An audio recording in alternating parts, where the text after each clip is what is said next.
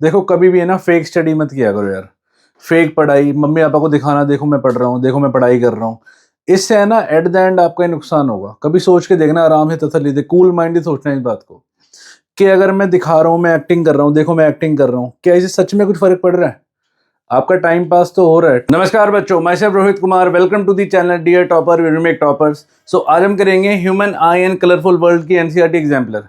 आई hope आप सबको chapter समझ आ गया होगा, आपने एनसीईआरटी की लाइन टू लाइन पढ़ ली होगी।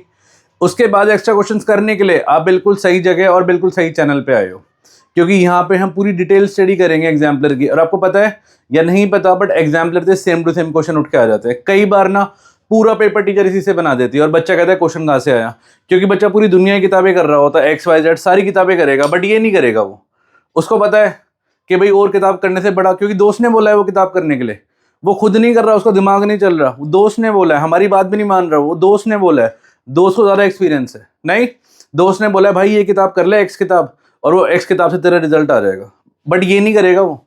तो अब उस दोस्त को बताना कि भाई ये कर पहले, ठीक है। मैं आपको 3 चीज़ें बता रहा हूँ जिससे आपको रिजल्ट इंप्रूव करेगा, गारंटीड करेगा, guaranteed. Number 1 NCERT exemplar, number 2 PYQ कम से कम 5 साल के, नंबर 3 आपका CBSE के सैंपल पेपर ऑफिशियल वाले कम से कम 5 साल के। इन सब का लिंक मैंने डाल दिया डिस्क्रिप्शन बॉक्स के अंदर। आप अगर और भी चैप्टर करना चाहते हो मुझसे तो उसका लिंक भी आपको वहीं पे मिल जाएगा, ठीक है। अगर आप चाहते हो इस पूरी PDF को खुद अटेम्प्ट करना तो वो भी आपको लिंक डिस्क्रिप्शन बॉक्स में मिल जाएगा। फिर भी कोई डाउट रह जाता है पूरी वीडियो के बाद तो आई एम हेयर, आप कमेंट्स में लिख देना, I will definitely help you, ठीक है। एक छोटी सी रिक्वेस्ट करूंगा आप सबसे, अगर आप किसी को अपना भाई या बहन मानते हो ना तो उस तक ये वीडियो भेजना और उसको बताना कि भाई ये करके जा, क्योंकि तेरा भाई तो कर रहा है, मैं तो इंप्रूव करूंगा, मैं रिजल्ट में टॉप मार के आऊंगा, क्योंकि डियर टॉपर से पढ़ रहा हूं मैं। तो तू भी कर और अच्छे से कर, और कोई डाउट है तो सर को बताइए, सर हमेशा मिलेंगे आपको, ठीक है। तो without any further delay start करते हैं ह्यूमन एंड कलरफुल वर्ल्ड।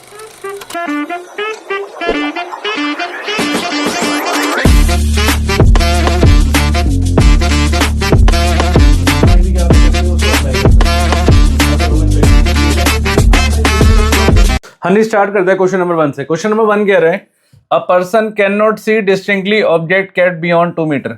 मतलब एक इंसान है जो 2 मीटर के पीछे देख नहीं पा रहा। मतलब मान लो ये वो इंसान है, वो कह रहा है, क्वेश्चन कह रहा है कि भाई 2 मीटर, 2 मीटर समझते हो, 2 मीटर मतलब हो गया 200 सेंटीमीटर। मान लो यहाँ पे A पॉइंट है, इसके पीछे का उसको कुछ भी दिखाई नहीं दे रहा, तो इट मीन्स उसको पीछे का दिखाई नहीं दे रहा, उसको पास का दिखाई दे रहा है। तो इसको पास का दिख रहा है, दूर का नहीं दिख रहा। तो ऐसी बीमारी को जो होती है उसको हम मायोपिया कहते हैं, ठीक है। मीन्स इसको मायोपिया हो रहा है। मतलब अगर मान लो आपकी ह्यूमन आई है तो भाई यहाँ पे हमारा लेंस है, तो जो रेज मिलनी चाहिए रेटिना पे, जो रेटिना पे मिलनी चाहिए उसको वो पहले ही मिला रहा है, क्योंकि मायोपिया में क्या होता है, रेज को पहले मिला दिया जाता है, पहले ही मिल जाती है रेज ना। अब देखो सुनो मेरी बात, हम करते ही हैं, अब है ना टीचर रटवाता है, इसको रटने की कोई जरूरत नहीं है, बहुत सिंपल कंसेप्ट है। ये है ना, इन रेज को मैं दूर मिलाना चाहता हूँ। क्यों? मैं इनको दूर भेजना चाहता हूँ, दूर मिलेगी तभी जाके वो ये रेज उठ के यहाँ से रेटिना पे जाएगी। तो हमें एक ऐसा लेंस लगाना है जो डाइवर्जिंग लेंस है, और डाइवर्जिंग लेंस का नाम क्या होता है? Concave lens. मैंने आपको एक लाइन याद कराई थी जो बच्चे मुझसे पढ़ते हैं कि concave is a negative person, याद है? तो कॉनकेव अगर नेगेटिव इंसान है तो मतलब मैं कोई ऐसा लेंस यहाँ पे, चश्मा वो ऐसा पहनने वाला है कि जो इन रेज को दूर मिलाएगा। दूर मिलाएगा मतलब कॉनकेव ऑब्वियसली। तो भाई हम, अगर मैं एक बार डायग्राम बना के समझाऊँ आपको, हाँ जी, ये थोड़ी सी अच्छी क्वालिटी की आंख बन गई है, नहीं, ये आ गया आपका कॉनकेव लेंस। तो अब क्या होगा, अगर यहाँ से रेज जाएगी, अब ये दोनों की दोनों रेज एग्जैक्टली रेटिना पे ही मिलने वाली है, ठीक है। तो it means concave is a negative person. Negative person मतलब इसकी पावर क्या होती है? नेगेटिव होती है। तो ऑप्शन या तो बी होगा या ऑप्शन डी होगा। बाकी हम फॉर्मूला लगा लेते हैं, पावर का फॉर्मूला आपको आता होगा। हाँ जी, पावर का फॉर्मूला क्या होता है? P is equal to 1/f, that is 1/2, है ना। तो 1/2 कितना हुआ? 0.5 डायोप्टर। और नेगेटिव क्यों आ रहा है? बिकॉज कौन सा चश्मा पहन रहा है वो? कॉनकेव का। Concave is a negative person. इस लाइन को लिख लेना, option number B is answer. कहीं पे नोट कर लेना, चाहे लेंस हो चाहे मिरर हो, कॉनकेव का फोकल लेंथ हमेशा नेगेटिव होता है। It is a negative person. Clear है? तो फर्स्ट का आ गया बी ऑप्शन, इसको नोट करो, हम आगे चलते हैं नेक्स्ट पे। Question number 2। क्वेश्चन नंबर 2 कह रहे हैं a student sitting on the last bench. एक बच्चा बिल्कुल लास्ट बेंच पे बैठा है, बैक बेंचर है मतलब, can read the letter written on the black board but it is not able to read the letter written in his text book. समझ रहे हो? मतलब ये अपनी बुक को नहीं पढ़ पा रहा। भाई स्टूडेंट तो नहीं है वैसे ही, चलो कोई नहीं, फिर भी हाँ जी, मतलब वो बोर्ड पढ़ पा रहा है। मतलब मान लो यहाँ पे वो बैठा है स्टूडेंट ना, यहाँ पे स्टूडेंट बैठा है, भाई यहाँ पे कॉपी है इसकी, ये कॉपी है, और यहाँ पे वो बोर्ड है, मतलब वो इसको रीड कर पा रहा है बट वो कॉपी को रीड नहीं कर पा रहा। समझ रहे हो? अब आप खुद समझो, ये दूर का देख पा रहा है और पास का नहीं देख पा रहा। दूर का देख पाना, पास का ना देख पाना, इस बीमारी को हम कहते हैं हाइपरमेट्रोपिया। इसको हम कहते हैं क्या? हाइपरमेट्रोपिया। और जब भी हाइपरमेट्रोपिया होता है ना, तो होता क्या है पता है? हाइपरमेट्रोपिया के अंदर ना जो रेज होती है वो आंख के पीछे मिलती है। जो रेज होती है वो आंख के पीछे मिलती है, मतलब जिन रेज को मिल जाना चाहिए था रेटिना पे, वो आंख के पीछे मिलती है। अब पहले वाले क्वेश्चन में हमने कॉनकेव लेंस लगाया था क्योंकि मैं उन रेज को दूर भेजना चाहता था। अब मैं चाहता हूं ये रे यहां ना मिले, ये रे यहां मिले, मतलब इनको और पास लाना चाहता हूं। तो इस इंसान को मैं कौन सा चश्मा पहनाऊंगा? कॉन्वेक्स लेंस का। बट क्वेश्चन देखते हैं, क्वेश्चन क्या पूछ रहा है। क्वेश्चन कह रहा है कि बताओ which of the following statement is correct. इनमें स्टेटमेंट बताओ कौन सी करेक्ट है। भाई the near point of his eye as receded away. हाँ जी, पहली बार ये बताओ, नियर पॉइंट का काम हुआ, फार पॉइंट का काम हुआ? ये सारा का सारा काम नियर पॉइंट का तो हुआ। उसने जो किताब पकड़ी है वो ऐसी पकड़ी है ना, जो लेटर पढ़ रहा है वो बुक से, वो ऐसे ही पढ़ पा रहे, तो मतलब नियर पॉइंट हुआ काम ना। तो सी और डी ऑप्शन तो वैसे ही खत्म हो गए, बात खत्म। फार पॉइंट खत्म, फार पॉइंट खत्म, नियर पॉइंट की बात कर रहा है वो। तो मीन्स नियर पॉइंट इसका दूर गया या नियर पॉइंट इसका पास आ गया? सोच के बताओ मुझे, डायग्राम आपके सामने है। इसका जो नियर पॉइंट था वो दूर चला गया ना, वो और पीछे हो गया। भाई और ज़्यादा पीछे हो गया नहीं, उसको ऐसे करके पढ़ना पड़ेगा। आपने कभी देखा भी होगा, कई इंसान ऐसे करके पढ़ते हैं, जिनकी एज हो जाती है ना ज़्यादा, उनको ज़्यादा बीमारी होती है। Hypermetropia is not so common in young child, and आपके अंदर भी कॉमन नहीं होगी। सबसे ज़्यादा कॉमन बीमारी मायोपिया होती है हमारे अंदर। ये बीमारी ना ओल्ड एज के साथ ज़्यादा आती है। ये बहुत रेयर केस होगा जो क्वेश्चन लिखा हुआ है। एनीवेज, इसका क्या होगा भाई? इससे क्या होगा? दूर चली गई ना, तो it is option number A is the answer. इसका जो नियर पॉइंट था वो यहाँ पे मिलने वाला था, बट वो इससे दूर चला गया। क्लियर है? The near point of his eye become closer, ये तो बिल्कुल गलत बात हो गई, पास नहीं आया, दूर गया। क्लियर है? बहुत बढ़िया क्वेश्चन है, आ सकता है। और ये बड़ा प्यारा क्वेश्चन है, इसी में कंफ्यूजन होती है, नियर पॉइंट फार पॉइंट। तो बड़ा सिंपल तरीका बता दिया, हाइपरमेट्रोपिया। ये पास देख पा रहे हैं, सॉरी पास देख पा रहे हैं, दूर देख पा रहे हैं ये, और पास देख नहीं पा रहा। क्यों नहीं देख पा रहा पास? क्योंकि भाई उसके जो नियर पॉइंट है वो दूर जा चुका है, उसको दूर करके देखना पड़ेगा ऐसे करके। क्लियर है? तभी नियर पॉइंट प्रॉपर मिलेगा। Question number 3 next.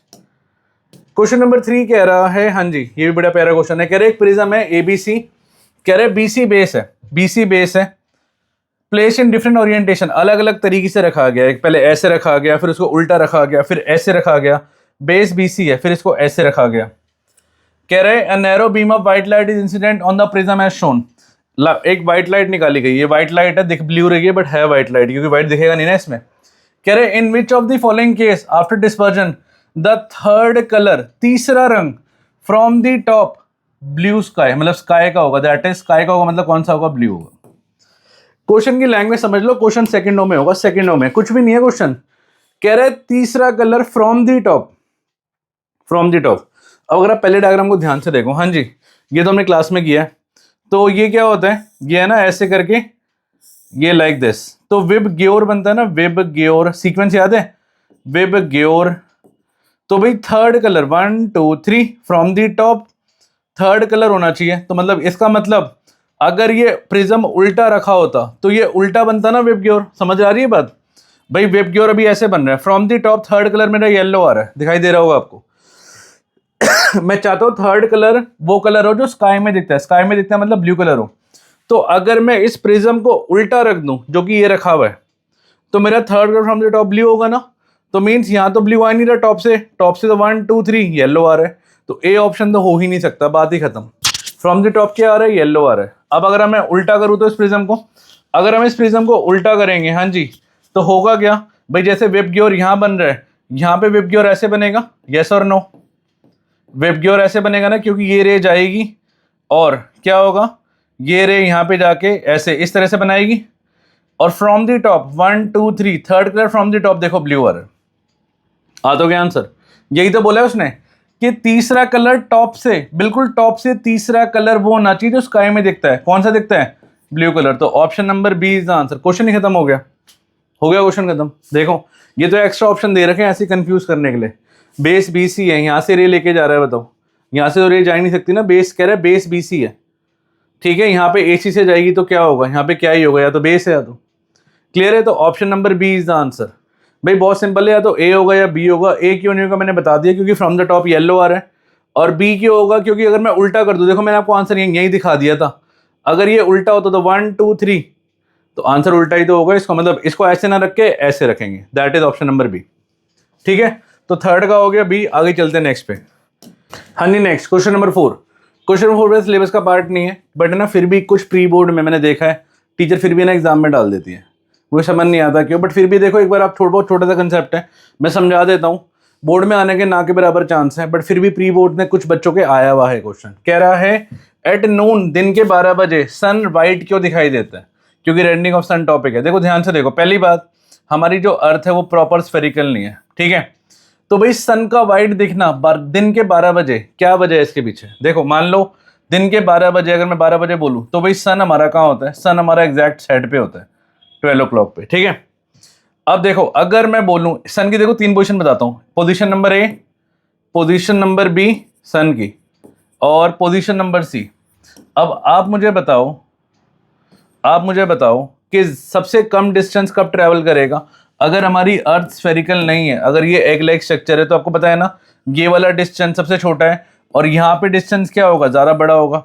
जहाँ पे डिस्टेंस कम होगा वहाँ पे होगी नहीं, वहाँ पे स्कैटरिंग नहीं होगी भाई, वहाँ पे लाइट स्कैटर ही नहीं होगी, और क्या होगा, नहीं स्कैटरिंग तो जब चाहिए ना जब डिस्टेंस होगा। यहाँ पे देखो, यहाँ पे कितना ज़्यादा डिस्टेंस है, तभी जब सनराइज और सनसेट के टाइम पे आपने देखा होगा कि है ना सन हमें लाल सा दिखाई देता है, ऑरेंज सा। क्यों दिखाई देता है, मैं आपको रीज़न समझा रहा हूँ। क्या, क्योंकि यहाँ पे डिस्टेंस इसको ज़्यादा ट्रैवल करना पड़ता है ना, यहाँ पे डिस्टेंस ज़्यादा ट्रैवल करना पड़ता है, क्योंकि हमारी अर्थ है ना यहाँ से चौड़ी है थोड़ी सी। और एट नून क्या होता है भाई, यहाँ पे स्कैटरिंग ही नहीं होती, सबसे कम सबसे लीस्ट स्कैटर होता है यहाँ पे। क्यों होता है सबसे लीस्ट स्कैटर, क्यों होता है, क्योंकि यहाँ पे डिस्टेंस बहुत ज़्यादा क्या रहता है, कम रहता है। और अगर डिस्टेंस कम रहेगा तो स्कैटरिंग होगी नहीं, जब स्कैटरिंग ही नहीं होगी तो क्या होगा भाई, आपको वाइट ही दिखाई देगा। और क्या दिखाई देगा, क्योंकि वाइट लाइट होती है ना सन की, तो वाइट ही दिखाई देगी आपको। स्कैटरिंग तो जब दिखाई देगी ना जब वो उसमें थोड़ा डिस्टेंस ट्रैवल करें, क्योंकि यहाँ पे सन बहुत पास रहता है। लेस डिस्टेंस होने की वजह से स्कैटरिंग होती ही नहीं है, ठीक है। एक बार ऑप्शन चेक कर लें, ऑप्शन क्या कह रहा है, हाँ जी कह रहे लाइट इज लीस्ट स्कैटर। तो यही तो मैं कह रहा हूँ इतनी देर से कि स्कैटरिंग होती ही नहीं है, बहुत ना के बराबर स्कैटरिंग होती है। तभी जो सन की वाइट लाइट है वो वाइट ही दिखाई देगी आपको, बिल्कुल वाइट दिखाई देगा सन, जैसे कि वाइट वाइट है। All the colour of the white light are scatter away, ऐसा कुछ नहीं होता। Blue colour is scatter the most, भाई स्कैटरिंग हो ही नहीं रही है। Red colour scatter the most, scattering हो ही नहीं रही है, ठीक है। ये भी बात गलत हो गई, तो option number A is the answer. ठीक, छोटा सा कंसेप्ट है बट फिर भी है ना कई बार टीचर दे देती है, ठीक है। एनीवेज आप चाहो तो इस क्वेश्चन को स्किप भी कर सकते हो। Next question number 5। Question number 5 कह रहा है which of the following phenomena of light are involve in the formation of rainbow. हाँ जी भाई, बोर्ड में ना 3 साल से रेनबो आ रहा है, रेनबो। तो रेनबो मत छोड़ जाना, नहीं तो बारिश होनी बंद हो जाएगी आपके घर में, ठीक है। तो रेनबो क्या है, ध्यान से देखो, वो रेनबो मैंने बना रखा है। अब हो क्या रहा है यहाँ पे चेक करो, यहाँ से रे ऑफ लाइट जा रही है, यहाँ से वो बेंड हो रही है। तो बेंड होने का मतलब क्या होता है, बेंड होने का मतलब रिफ्रैक्शन होता है, रिफ्रैक्शन होता है, रिफ्रैक्शन होता है। रिफ्लेक्शन तो होता ही नहीं है, डिस्पर्जन में नहीं होगा, तो बी होगा या सी होगा आंसर। मैंने पहले से ही पता लगा, रिफ्रैक्शन वाला समझते हो what is the meaning of refraction. Refraction का मतलब होता है लाइट का बेंड होना। भाई जब एक मीडियम से दूसरे मीडियम में लाइट जाएगी, जब एक मीडियम से दूसरे मीडियम में लाइट जाएगी तो लाइट वो बेंड होगी, और इसी चीज को रिफ्रैक्शन बोला जाता है। What is refraction, bending of light when light goes from one medium to another obliquely, ठीक है। तो इट मीन्स रिफ्रैक्शन हो रहा है। मैं आपको दिखा भी रहा हूँ यहाँ पे, देखो ये रहा, ये रहा, दिख रहा है आपको यहाँ पे, इस पॉइंट पे दिख रहा है रिफ्रैक्शन हो रहा है। अब इसके बाद देखना क्या हो रहा है, ये इसके बाद क्या हो रहा है भाई, इसके बाद ये है ना अलग अलग वेब की ओर में निकल रही है, ये वायलेट निकल रही है और ये रेड निकल रही है ना। क्लियर है बात, ये वायलेट है, मैं मिटा देता हूँ, मैं भी रेड कलर यूज़ कर रहा हूँ, बताओ कौन सा यूज़ करें, ये यूज़ करते हैं। यहाँ वायलेट निकल रही है, यहाँ पे रेड निकल रही है, क्लियर है। तो मीन्स इसको डिस्पर्जन कहते हैं, तो मतलब ये भी सही है और ये भी सही है दोनों का। अब थर्ड ऑप्शन चेक करो, TIR टोटल इंटरनल रिफ्लेक्शन, ये भाई अलग कंसेप्ट है। TIR नहीं हो रहा है इसमें ना, इसमें हो क्या रहा है, इंटरनल रिफ्लेक्शन हो रही है हमारी। मतलब पहले रिफ्रैक्शन, उसके बाद डिस्पर्जन, अलग अलग क्या विबग्योर बना, फिर ये सारी की सारी रेस टकरा के एज इट इज यहाँ पे आ रही है। तो इसको क्या कहते हैं, इसको रिफ्लेक्शन कहते हैं ना। टोटल इंटरनल रिफ्लेक्शन अलग चीज़ है।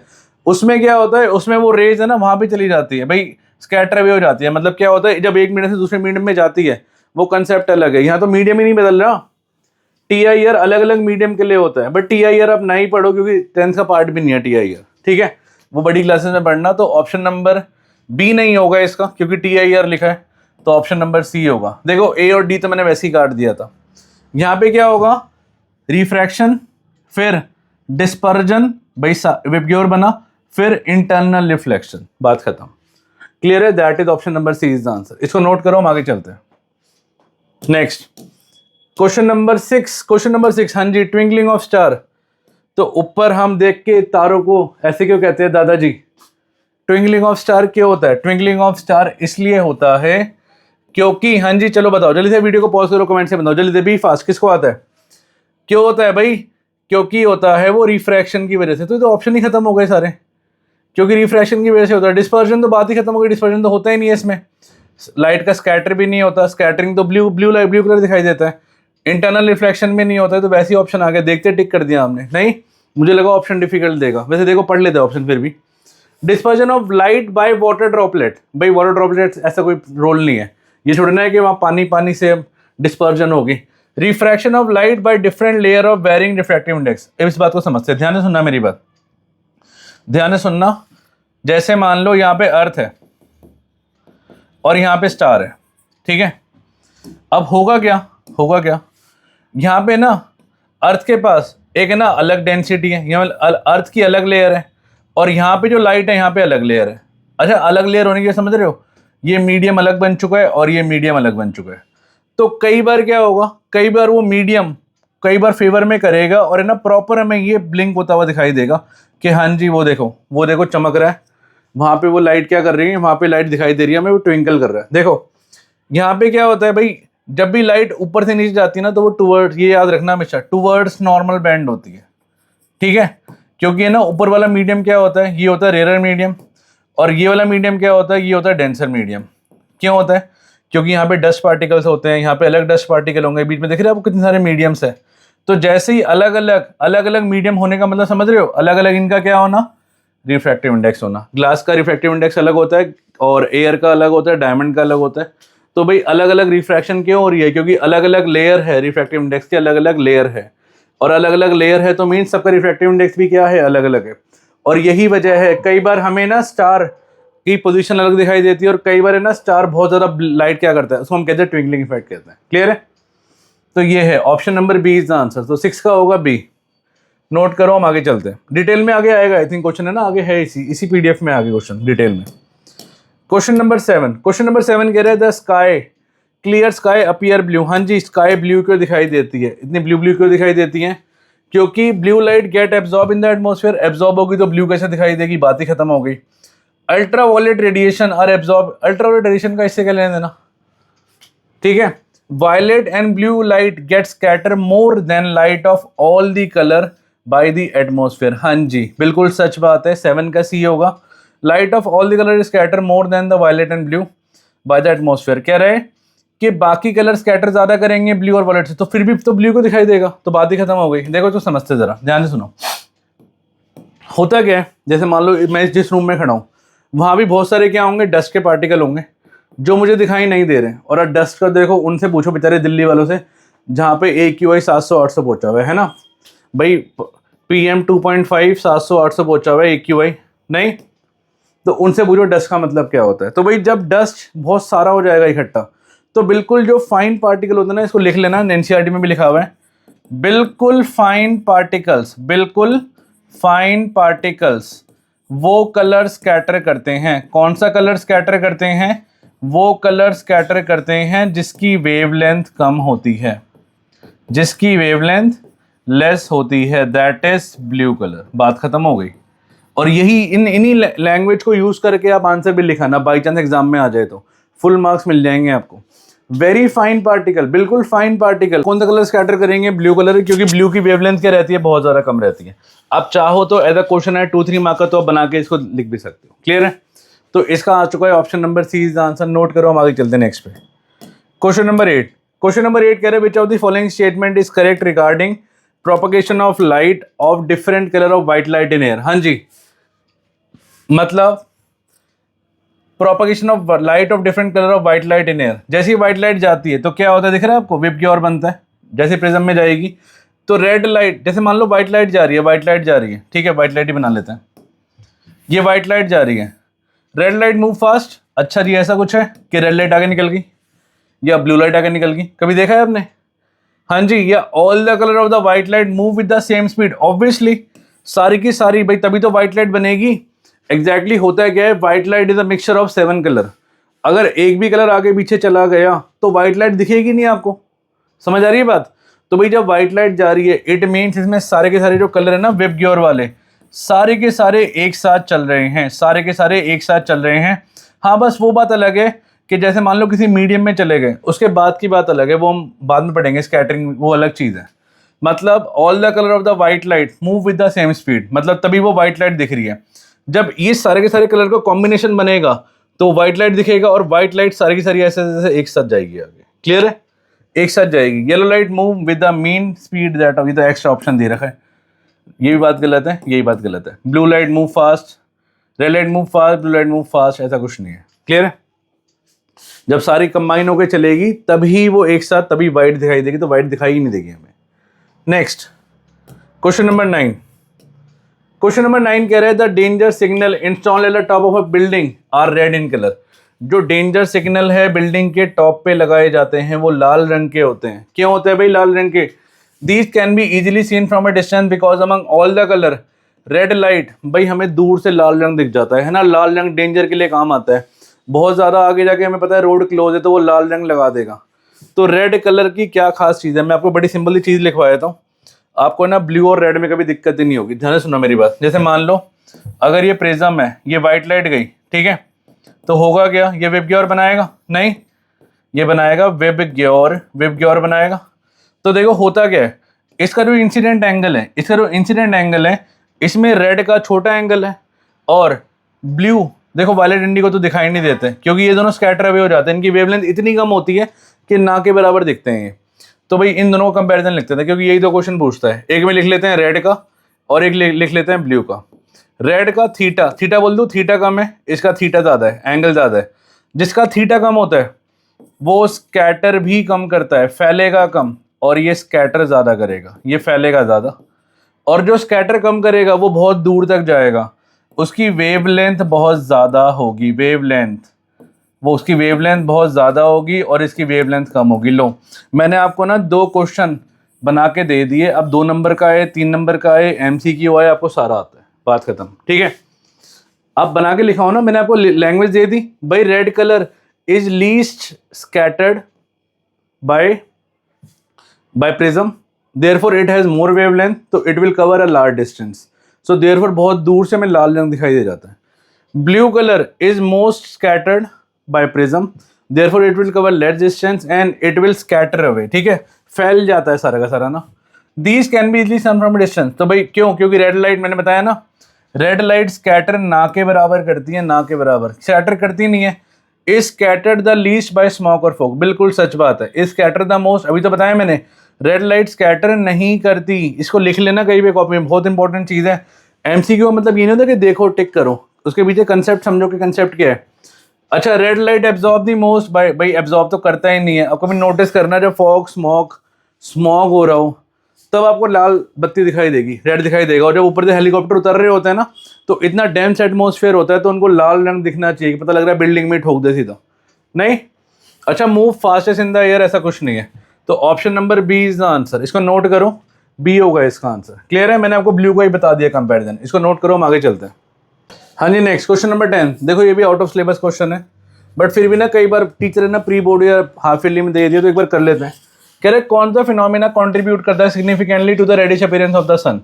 तो भाई जो सन होता है, मैंने बताया था ना उसको कि सन नून पे तो क्या होता है, कम डिस्टेंस ट्रेवल करता है, बट जब सुबह शाम होती है तो उसको ज़्यादा डिस्टेंस ट्रेवल करना पड़ता है अर्थ से ना, ज़्यादा डिस्टेंस ट्रेवल करना पड़ता है। अभी मैंने जस्ट लास्ट क्वेश्चन में एक बात बताई है आपको, ज़्यादा डिस्टेंस ट्रेवल वही करता है जिसका वे थीटा क्या रहता है, कम रहता है, और सबसे कम थीटा अगर आपको याद हो जैसी जाएगी, सबसे कम थीटा क्या होता है, वेब ग्योर का होता है ना, तो सबसे कम थीटा आर का होता है, तो इसका थीटा कम रहेगा, वो क्या होगा, उसकी वेवलेंथ ज़्यादा होगी। क्या ज़्यादा होगी, मैंने बोला वेवलेंथ, वेवलेंथ का सिंबल होता है लैम्डा, तो मीन्स स्कैटरिंग होगी। कौन सा कलर फैलेगा, लाल रंग फैलेगा, क्लियर है? स्कैटर का मतलब क्या होता है, फैलना, कौन सा कलर फैलेगा, स्कैटरिंग होगी, क्लियर है? तो 10 का बी होगा। Next question number 11, question number 11 कह रहा है bluish colour of water in deep sea is due to. भाई जो ब्लू कलर होता है डीप सी में, भाई आपको कलर ब्लू दिखाई देता है ना, क्या सच में ब्लू होता है? क्यों दिखाई देता है हमें? अभी बताई थी मैंने बात। प्रेजेंस ऑफ एल्गी नहीं है तो ऐसी ऑप्शन दे रखा है। Reflection of sky in water ना ना बिल्कुल नहीं। स्कैटरिंग ऑफ लाइट हाँ जी ब्लू को दिखाई देता है, क्योंकि जब भी बहुत फाइन पार्टिकल होंगे ना, वेरी फाइन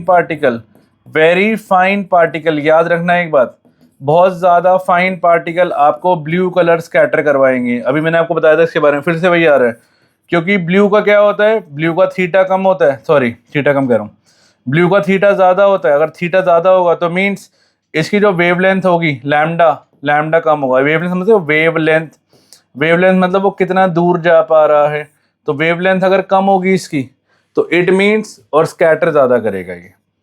तो बस ये मैं आपको है ना एक तरह से पॉइंटर बना के दे रहा हूँ। इन पॉइंटर को ये ना अपनी लैंग्वेज में बना के लिखाना, आपको पूरे मार्क्स मिल जाएंगे अगर बाई चांस सब्जेक्टिव क्वेश्चन आ जाता है तो, और आता ज़रूर है आपको पता ही है। यही लिखाना है की पॉइंट्स है इसके पूरे आंसर के।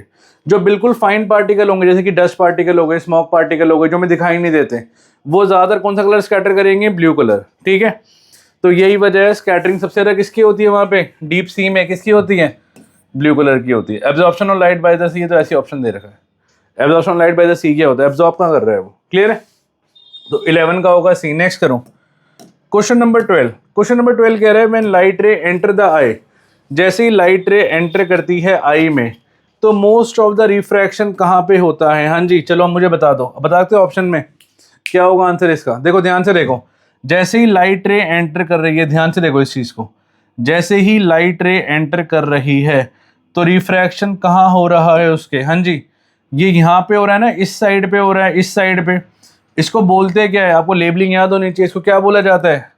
हाँ जी outer surface of cornea, cornea बोलते हैं इसको, फ्रंट वाले पार्ट को, एक्सपोज पार्ट जो होता है इसके फ्रंट पे रिफ्रैक्शन होती है। और आप नोटिस कर लो यहाँ पे, यही से बात समझ आ रही है। वैसे दिख रहे हैं ऐसे लाइट धीरे धीरे बेंड होना शुरू हो गई है। तो भाई refraction, most of the refraction कहाँ होता है? लेंस में होता है। लेंस में तो बाद में गई है, लेंस हमारा इस साइड पे है, ये लेंस हमारा इस साइड पे है, ये बाद में गई है। आयरिस भी पीछे होता है आपका। प्यूपिल तो भाई एडजस्ट होता है ज़्यादा कम लाइट के लिए, उसकी तो बात ही खत्म हो गई। तो ज़्यादा रिफ्रैक्शन कहाँ होता है? आउटर सरफेस ऑफ कॉर्निया पे, क्लियर है? लेंस में बाद में जाता है। सबसे ज़्यादा रिफ्रैक्शन, सबसे ज़्यादा जो बेंडिंग होती है लाइट की, जो रिफ्रैक्शन होती है वो कहाँ होती है? नोटिस कर लो आप, कहाँ होती है वो? आउटर सरफेस पे होती है कॉर्निया के, और that is option number B is the answer. ये देखो दिख रहा है ऐसे बेंड हो रही है, तो 12 का होगा बी आंसर। नेक्स्ट 13 कह रहे हैं the focal length of the eye lens increase when eye muscle. हाँ जी हमारी आई लेंस का जो फोकल लेंथ है, आंखों का जो लेंस है उसका फोकल लेंथ कब ज़्यादा होगा? जब मैं रिलैक्स होकर बैठा हूँ। अच्छा फोकल लेंथ ज़्यादा होने का मतलब समझो, मेरी बात सुनो। आप बहुत दूर की चीज़ देख रहे हो, बहुत दूर कोई चीज़ पड़ी है, तो आपकी आई लेंस क्या है? रिलैक्स है ना। और अगर रिलैक्स है तो मतलब क्या है? आपके जो लेंस है वो क्या है? वो पतला हुआ पड़ा है। देखो मैं ये समझाता हूँ, बना के दिखाता हूँ मैं आपको। जैसे मान लो ये आपकी आई है, ठीक है, सॉरी ये आई है आपकी, ये मान लो ये ऑब्जेक्ट पास पड़ा है, ये ऑब्जेक्ट पास पड़ा है। इसको देखने के लिए क्या होता है हमारा ना, लेंस ऑटोमेटिक अपने आप को एडजस्ट करता है ताकि सारी की सारी रेस को कहाँ पे कन्वर्ज कर सके? रेटिना पे। बट अगर मान लो ऑब्जेक्ट दूर पड़ा है, तो क्या होगा? आपके लेंस को ज़्यादा झंझट करने की ज़रूरत ही नहीं है, क्योंकि बहुत पतला लेंस भी होगा तब भी आपको क्या होगा? तब भी आपको वो ऑब्जेक्ट आसानी से दिख जाएगा। वैसे बताऊँ ये होता भी है, और यही वजह है कि हमारी जो नियर पॉइंट होता है वो 25 सेंटीमीटर होता है। क्यों? क्योंकि अगर हम पास ला रहे हैं ऑब्जेक्ट को, पास ला रहे हैं तो 25 से ज़्यादा ना हमारा जो ये लेंस होता है वो और मोटा नहीं हो पा रहा। समझ रहे हो बात? भाई जैसे मान लो रिलैक्स है तो इस टाइम लेंस ऐसा है, अब जैसे पास लाओगे ना तो लेंस ऐसे मोटा मोटा होना शुरू हो जाता है। एक लिमिट है उसकी भी, वो है 25 सेंटीमीटर जो कि हमारा नियर पॉइंट होता है। उससे ज़्यादा वो और ज़्यादा लेंस मोटा नहीं हो पा रहा, क्योंकि अगर और मोटा हो जाएगा तो भाई आपकी आंखें खराब हो सकती है उसके बाद। यही होता है जो ज़्यादा बच्चे पास से पढ़ते हैं उनकी आंखें खराब हो जाती है, चश्मा चढ़ जाता है उनको। तो मीन्स अगर वो क्या आई लेंस कब बढ़ेगा मुझे बताओ। देखो फोकल लेंथ इसमें कम है ना, या फोकल लेंथ कम है या फोकल लेंथ ज़्यादा है? नोटिस कर लो फोकल लेंथ कब ज़्यादा है? जब हमारा लेंस पतला है और हमारे जो ये है मसल्स क्या है? रिलैक्स है। ठीक है, लेंस पतला है और आई मसल क्या है? रिलैक्स है, सीलियरी मसल जो हमारे होते हैं। तो मीन्स पतला है, थिनर है, कॉन्ट्रैक्ट, ये थिक हो गया ना, बात ही खत्म हो गया। ठीक है, ये क्या है, when eye muscle are relax and lens become thinner, when eye contract and lens become thinner, बात गलत हो गई, कॉन्ट्रैक्ट बोल दिया ना भाई। जब बिल्कुल रिलैक्स पड़ा होगा, आप खुद सोच के देखो, आप ऊपर मून को भी देख लेते हो, आपको ऐसे करना तो नहीं पड़ता, अपनी आंखें बड़ी छोटी या फिर आपका लेंस को भी फिर प्रॉब्लम नहीं होती। बट अगर आप किसी भी चीज़ को पास से लाके देखोगे ना, आप नोटिस करना आपकी आंखों पे जोर पड़ेगा। क्यों पड़ेगा? क्योंकि आपका लेंस मोटा होना शुरू हो जाता है। क्यों हो जाता है? क्योंकि यहाँ पे सीलरी मसल्स होती हैं जो इसको पुश करती हैं, ऐसे इसको ऐसे पुश करेगी और मोटा बनाएगी, फिर इसको रिलैक्स करेगी, पतला बनाएगी, फिर पुश करेगी, मोटा। तो आप चीज़ को पास दूर लेके जाओगे, है ना। डॉक्टर आपने नोटिस किया होगा, इनके चश्मा लगा हुआ है, उनको डॉक्टर कहता है कि ऐसे ऐसे करके क्या किया करो, एक्सरसाइज किया करो। क्यों क्यों कहता है? क्योंकि जब आप पास लाओगे तो पुश करेगी, मोटा बनाएगी, दूर ले आओगे तो रिलैक्स होगी। क्लियर है? तो इसको नोट करो, 13 का होगा A answer. Next question number 14 कह रहे हैं विच of the following statement is correct. हाँ जी, मायोपिया हाइपरमेट्रोपिया के ऊपर है। अ person with myopia I can see distant object. नहीं जी, इस इंसान को पास की चीजें दिखाई देती है, तो nearby option number C होगा। लो देखती पता लग गया। A person with hypermetropic eye can see near by object. नहीं, इसको दूर की चीजें दिखती हैं और इसको पास चीजें दिखती है, तो बिल्कुल गलत हो गया। ऑप्शन नंबर सी बिल्कुल ठीक है, नियर बाय ऑब्जेक्ट दिखाई देता है। डी देखना एक बारी। अ person with hypermetropic eye can not see distant object clearly. नहीं देख पाएगा दूर का। भाई दूर का ही तो देखेगा, और किसका देखेगा ये? नहीं, ठीक है। मायोपिया हाइपरमेट्रोपिया में समझ आती है ना बात। मायोपिया में क्या होता है? मायोपिया में रेस पहले मिल जाती है, और हाइपरमेट्रोपिया में क्या होता है? हाइपरमेट्रोपिया में रेस दूर मिलती है। तो इस इंसान को पास का दिखेगा, दूर का नहीं दिखेगा, पास का दिखेगा, दूर का नहीं दिखेगा। और हाइपरमेट्रोपिया में क्या होता है? हाइपरमेट्रोपिया में रेज जो होती है, जो रेज होती है वो कहाँ मिल जाती है? वो दूर मिलती है। तो मीन्स इसको दूर का दिखेगा, पास का नहीं दिखेगा। इसको दूर का दिखेगा, can see near by object clearly, इसको पास का दिखेगा ही नहीं। ठीक है, इसको दूर का दिखेगा। कैन नॉट सी, ये देखो वैसे देखा जाए ना, इन दोनों स्टेटमेंट का मतलब यही है, इसको पास का दिखेगा, इसको दूर का नहीं दिखेगा, सेम ही बात है। कंफ्यूज कर रहा है आपको ऑप्शन में, तो ऑप्शन नंबर सी होगा 14 का। क्लियर है? इसको नोट करो, हम आगे चलते हैं। हाँ जी, नेक्स्ट क्वेश्चन नंबर 15। देखो अब है ना, आपके एमसीक्यू हो चुके हैं खत्म, अब आपके आ चुके हैं शॉर्ट आंसर क्वेश्चन। ये 2-3 नंबर वाले होते हैं, मतलब थोड़ा आप आधा पेज भी भरोगे तो चलेगा। क्वेश्चन कह रहे हैं, क्वेश्चन 15 कह रहे draw ray diagram each showing myopic eye and hypermetropic eye. सिर्फ आपसे डायग्राम पूछ रहा है, नो करेक्शन नथिंग। ठीक है, आज मैं आपको समझाऊंगा कि ह्यूमन आई ना एग्जैक्टली हम एग्जाम में बनाएंगे कैसे। देखो एग्जाम में ना, मैंने देखा है बच्चे पता नहीं कैसी कैसी आंखें बनाते हैं, कैसी कैसी बीमारियां लगती है, ऐसे कि पता नहीं क्या बीमारी हो रही है इसका। उसको आपने कुछ नहीं करना, आपको एक सर्कल बनाना आना चाहिए। सर्कल भी नहीं बना एग्जाम में तो कड़े का यूज कर लेना। ठीक है, मैं फिलहाल आपको सर्कल से समझा रहा हूँ कि हम डायग्राम को बनाएंगे कैसे। ध्यान से देखो, जैसे मान लो ये है आपकी आई, मायोपिक आई बनानी है। पहले मैं मायोपिक आई बना के दिखाऊंगा, फिर हम बनाएंगे हाइपरमेट्रोपिक आई। ठीक है, प्रॉपर सर्कल बन गया हमारा। अब आप एक काम करना, इसको ना यहाँ से इरेज कर देना। भाई यहाँ से देखो होगा नहीं इरेज, ये वैसे ही बता रहा हूँ, यहाँ से इरेज कर देना, उसके बाद बना देना ऐसे लाइक दिस, ये बन गई। और यहाँ से इरेज कर देना। क्लियर है? और ये बन गया इसका ऑप्टिक नर्व। लो कितनी प्यारी आई बन चुकी है आपकी, ध्यान से चेक कर लो, बन गई ना। इतना सिंपल होता है आई बनाना। बच्चे क्या करते हैं, पता नहीं क्या क्या बना के आते हैं, समझ नहीं आता। भाई लगता है देख के पता नहीं क्या बीमारी हो रही है उसकी आंखों में। नहीं, अब क्या करना है, इसके बाद हमने एक ऑब्जेक्ट रखना है दूर। पहले हम बना रहे हैं मायोपिक आई। मायोपिया वाले इंसान को पास का दिखता है, दूर का नहीं दिखता, मतलब इसकी जो रेज है वो पहले ही मिल जाती है। क्लियर है? मतलब मान लो एक ऑब्जेक्ट पड़ा है यहाँ पे, एक ऑब्जेक्ट पड़ा है यहाँ पे, तो वो रेज है ना इन्फिनिटी से आ रही होती है। वो रेज इन्फिनिटी से आ रही होती है, इन्फिनिटी से आ रही होती है। ये पेंसिल स्केल से बनाना भाई, हाथ पे ये ना हो कि मतलब सीधा हाथ से शुरू हो जाओ आप। अच्छा, इसके बाद इन दोनों तीनों की तीनों रेज को आपने एक ही जगह पे मिलाना है। आपने एक ही जगह पे मिलाना है, आपने एक ही और पहले मिलाना है भाई, क्योंकि ये कौन सी आई बना रहे हैं, मायोपिक आई। इसमें क्या होता है, पहले मिल जाती है रेस। ठीक है, और इसके बाद रख देना डॉटेड लाइन से। भाई एक ये ऑब्जेक्ट देख रहा है वो, और मान लो कहीं दूर भी कोई ऑब्जेक्ट पड़ा है, तो ये प्रॉपर डायग्राम है आपका मायोपिया का। ठीक है, इसके बाद आपने क्या करना है, इन रेस को आपने पहले ही मिला देना है, और ये बन गया आपका मायोपिया का डायग्राम। क्लियर है? ये नहीं भी बनाओगे चलेगा, मायोपिया का डायग्राम बन चुका है आपका। So this is the diagram of myopia. हाँ जी, तो है ना एक छोटी सी कमी रह गई इसके अंदर, वो ये है कि हमने एरो नहीं बनाए। तो एरो बनाने बहुत इंपॉर्टेंट है। आपको पता है लाइट में ना एरो का बहुत बड़ा रोल है। ठीक है, तो ये हो गया myopic eye, this is the myopic eye. बिल्कुल सेम तरीके से हम करेंगे हाइपरमेट्रोपिक आई। आपने कुछ नहीं करना, आपने है ना एक सर्कल बनाना है, बस दैट्स इट। एक सर्कल बना लेना, कड़े से बना लेना या फिर आप वैसे बना लेना। ये बन गया हमारा सर्कल। इसका मैंने क्या बताया था आपको, आपने क्या करना है, आपने इसको यहाँ से इरेज कर देना है और यहाँ से ना ऐसे बाहर निकलता हुआ चीज़ दिखा देना है। आपने इसको यहाँ से इरेज कर देना है, यहाँ से इसके ऑप्टिक नर्व दिखा देना है, ठीक है। यहाँ से आप दिखा दोगे कॉर्निया। अब हम बना रहे हैं कौन सी eye, we are making hypermetropic eye. Clear है। तो हाइपरमेट्रोपिक आई के अंदर ऑब्जेक्ट आपको पता है ना, इस इंसान को पास का नहीं दिखेगा, दूर का दिखेगा, इसको पास का नहीं दिखेगा। इट मीन्स, अच्छा यहाँ पे लेंस बना देना, कॉन्वेक्स लेंस, बाइफोकल होता है। मतलब यहाँ पे कोई ऑब्जेक्ट है, इसको आप आगे लेके जाना है यहाँ से और एन डैश बोल दो इसको। अब यहाँ से 3 रेज निकालनी है आपने, 1 2 और 3, ठीक है। और ये तीनों की तीनों रेज को आपने क्या करना है, आपने पीछे मिला देना है। क्योंकि मायोपिया में क्या होता है, पहले मिल जाता है, क्योंकि बिफोर कहाँ मिल जाती है, रेटिना। और हाइपरमेट्रोपी में क्या होता है, रेटिना के पीछे मिलती है। क्योंकि इस इंसान को क्या होगा, दूर का दिखाई देगा बट पास का दिखाई नहीं देगा। और यही वजह है कि जो इसकी तीनों की तीनों रेज यहाँ से बेंड होती है ना, वो इसी को तो रिफ्रैक्शन कहते हैं।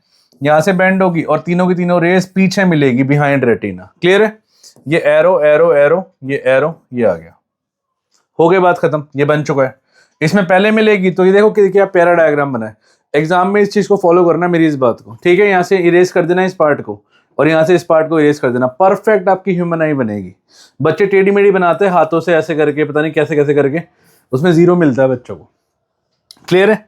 तो ये आपका क्वेश्चन नंबर 15 था ना, आई थिंक क्वेश्चन नंबर 15 था। ये मायोपिया हो गया, मायोपिक आई। अच्छा यहाँ पे एरो बना दिया हमने, हाँ बिल्कुल परफेक्ट है, ये हो गया हाइपरमेट्रोपिक आई। क्लियर है। अब हम आगे चलते हैं नेक्स्ट क्वेश्चन पे। ये था हमारा क्वेश्चन नंबर 15। अब है हमारा नेक्स्ट क्वेश्चन, क्वेश्चन नंबर 16। 15 हमारा हो चुका है।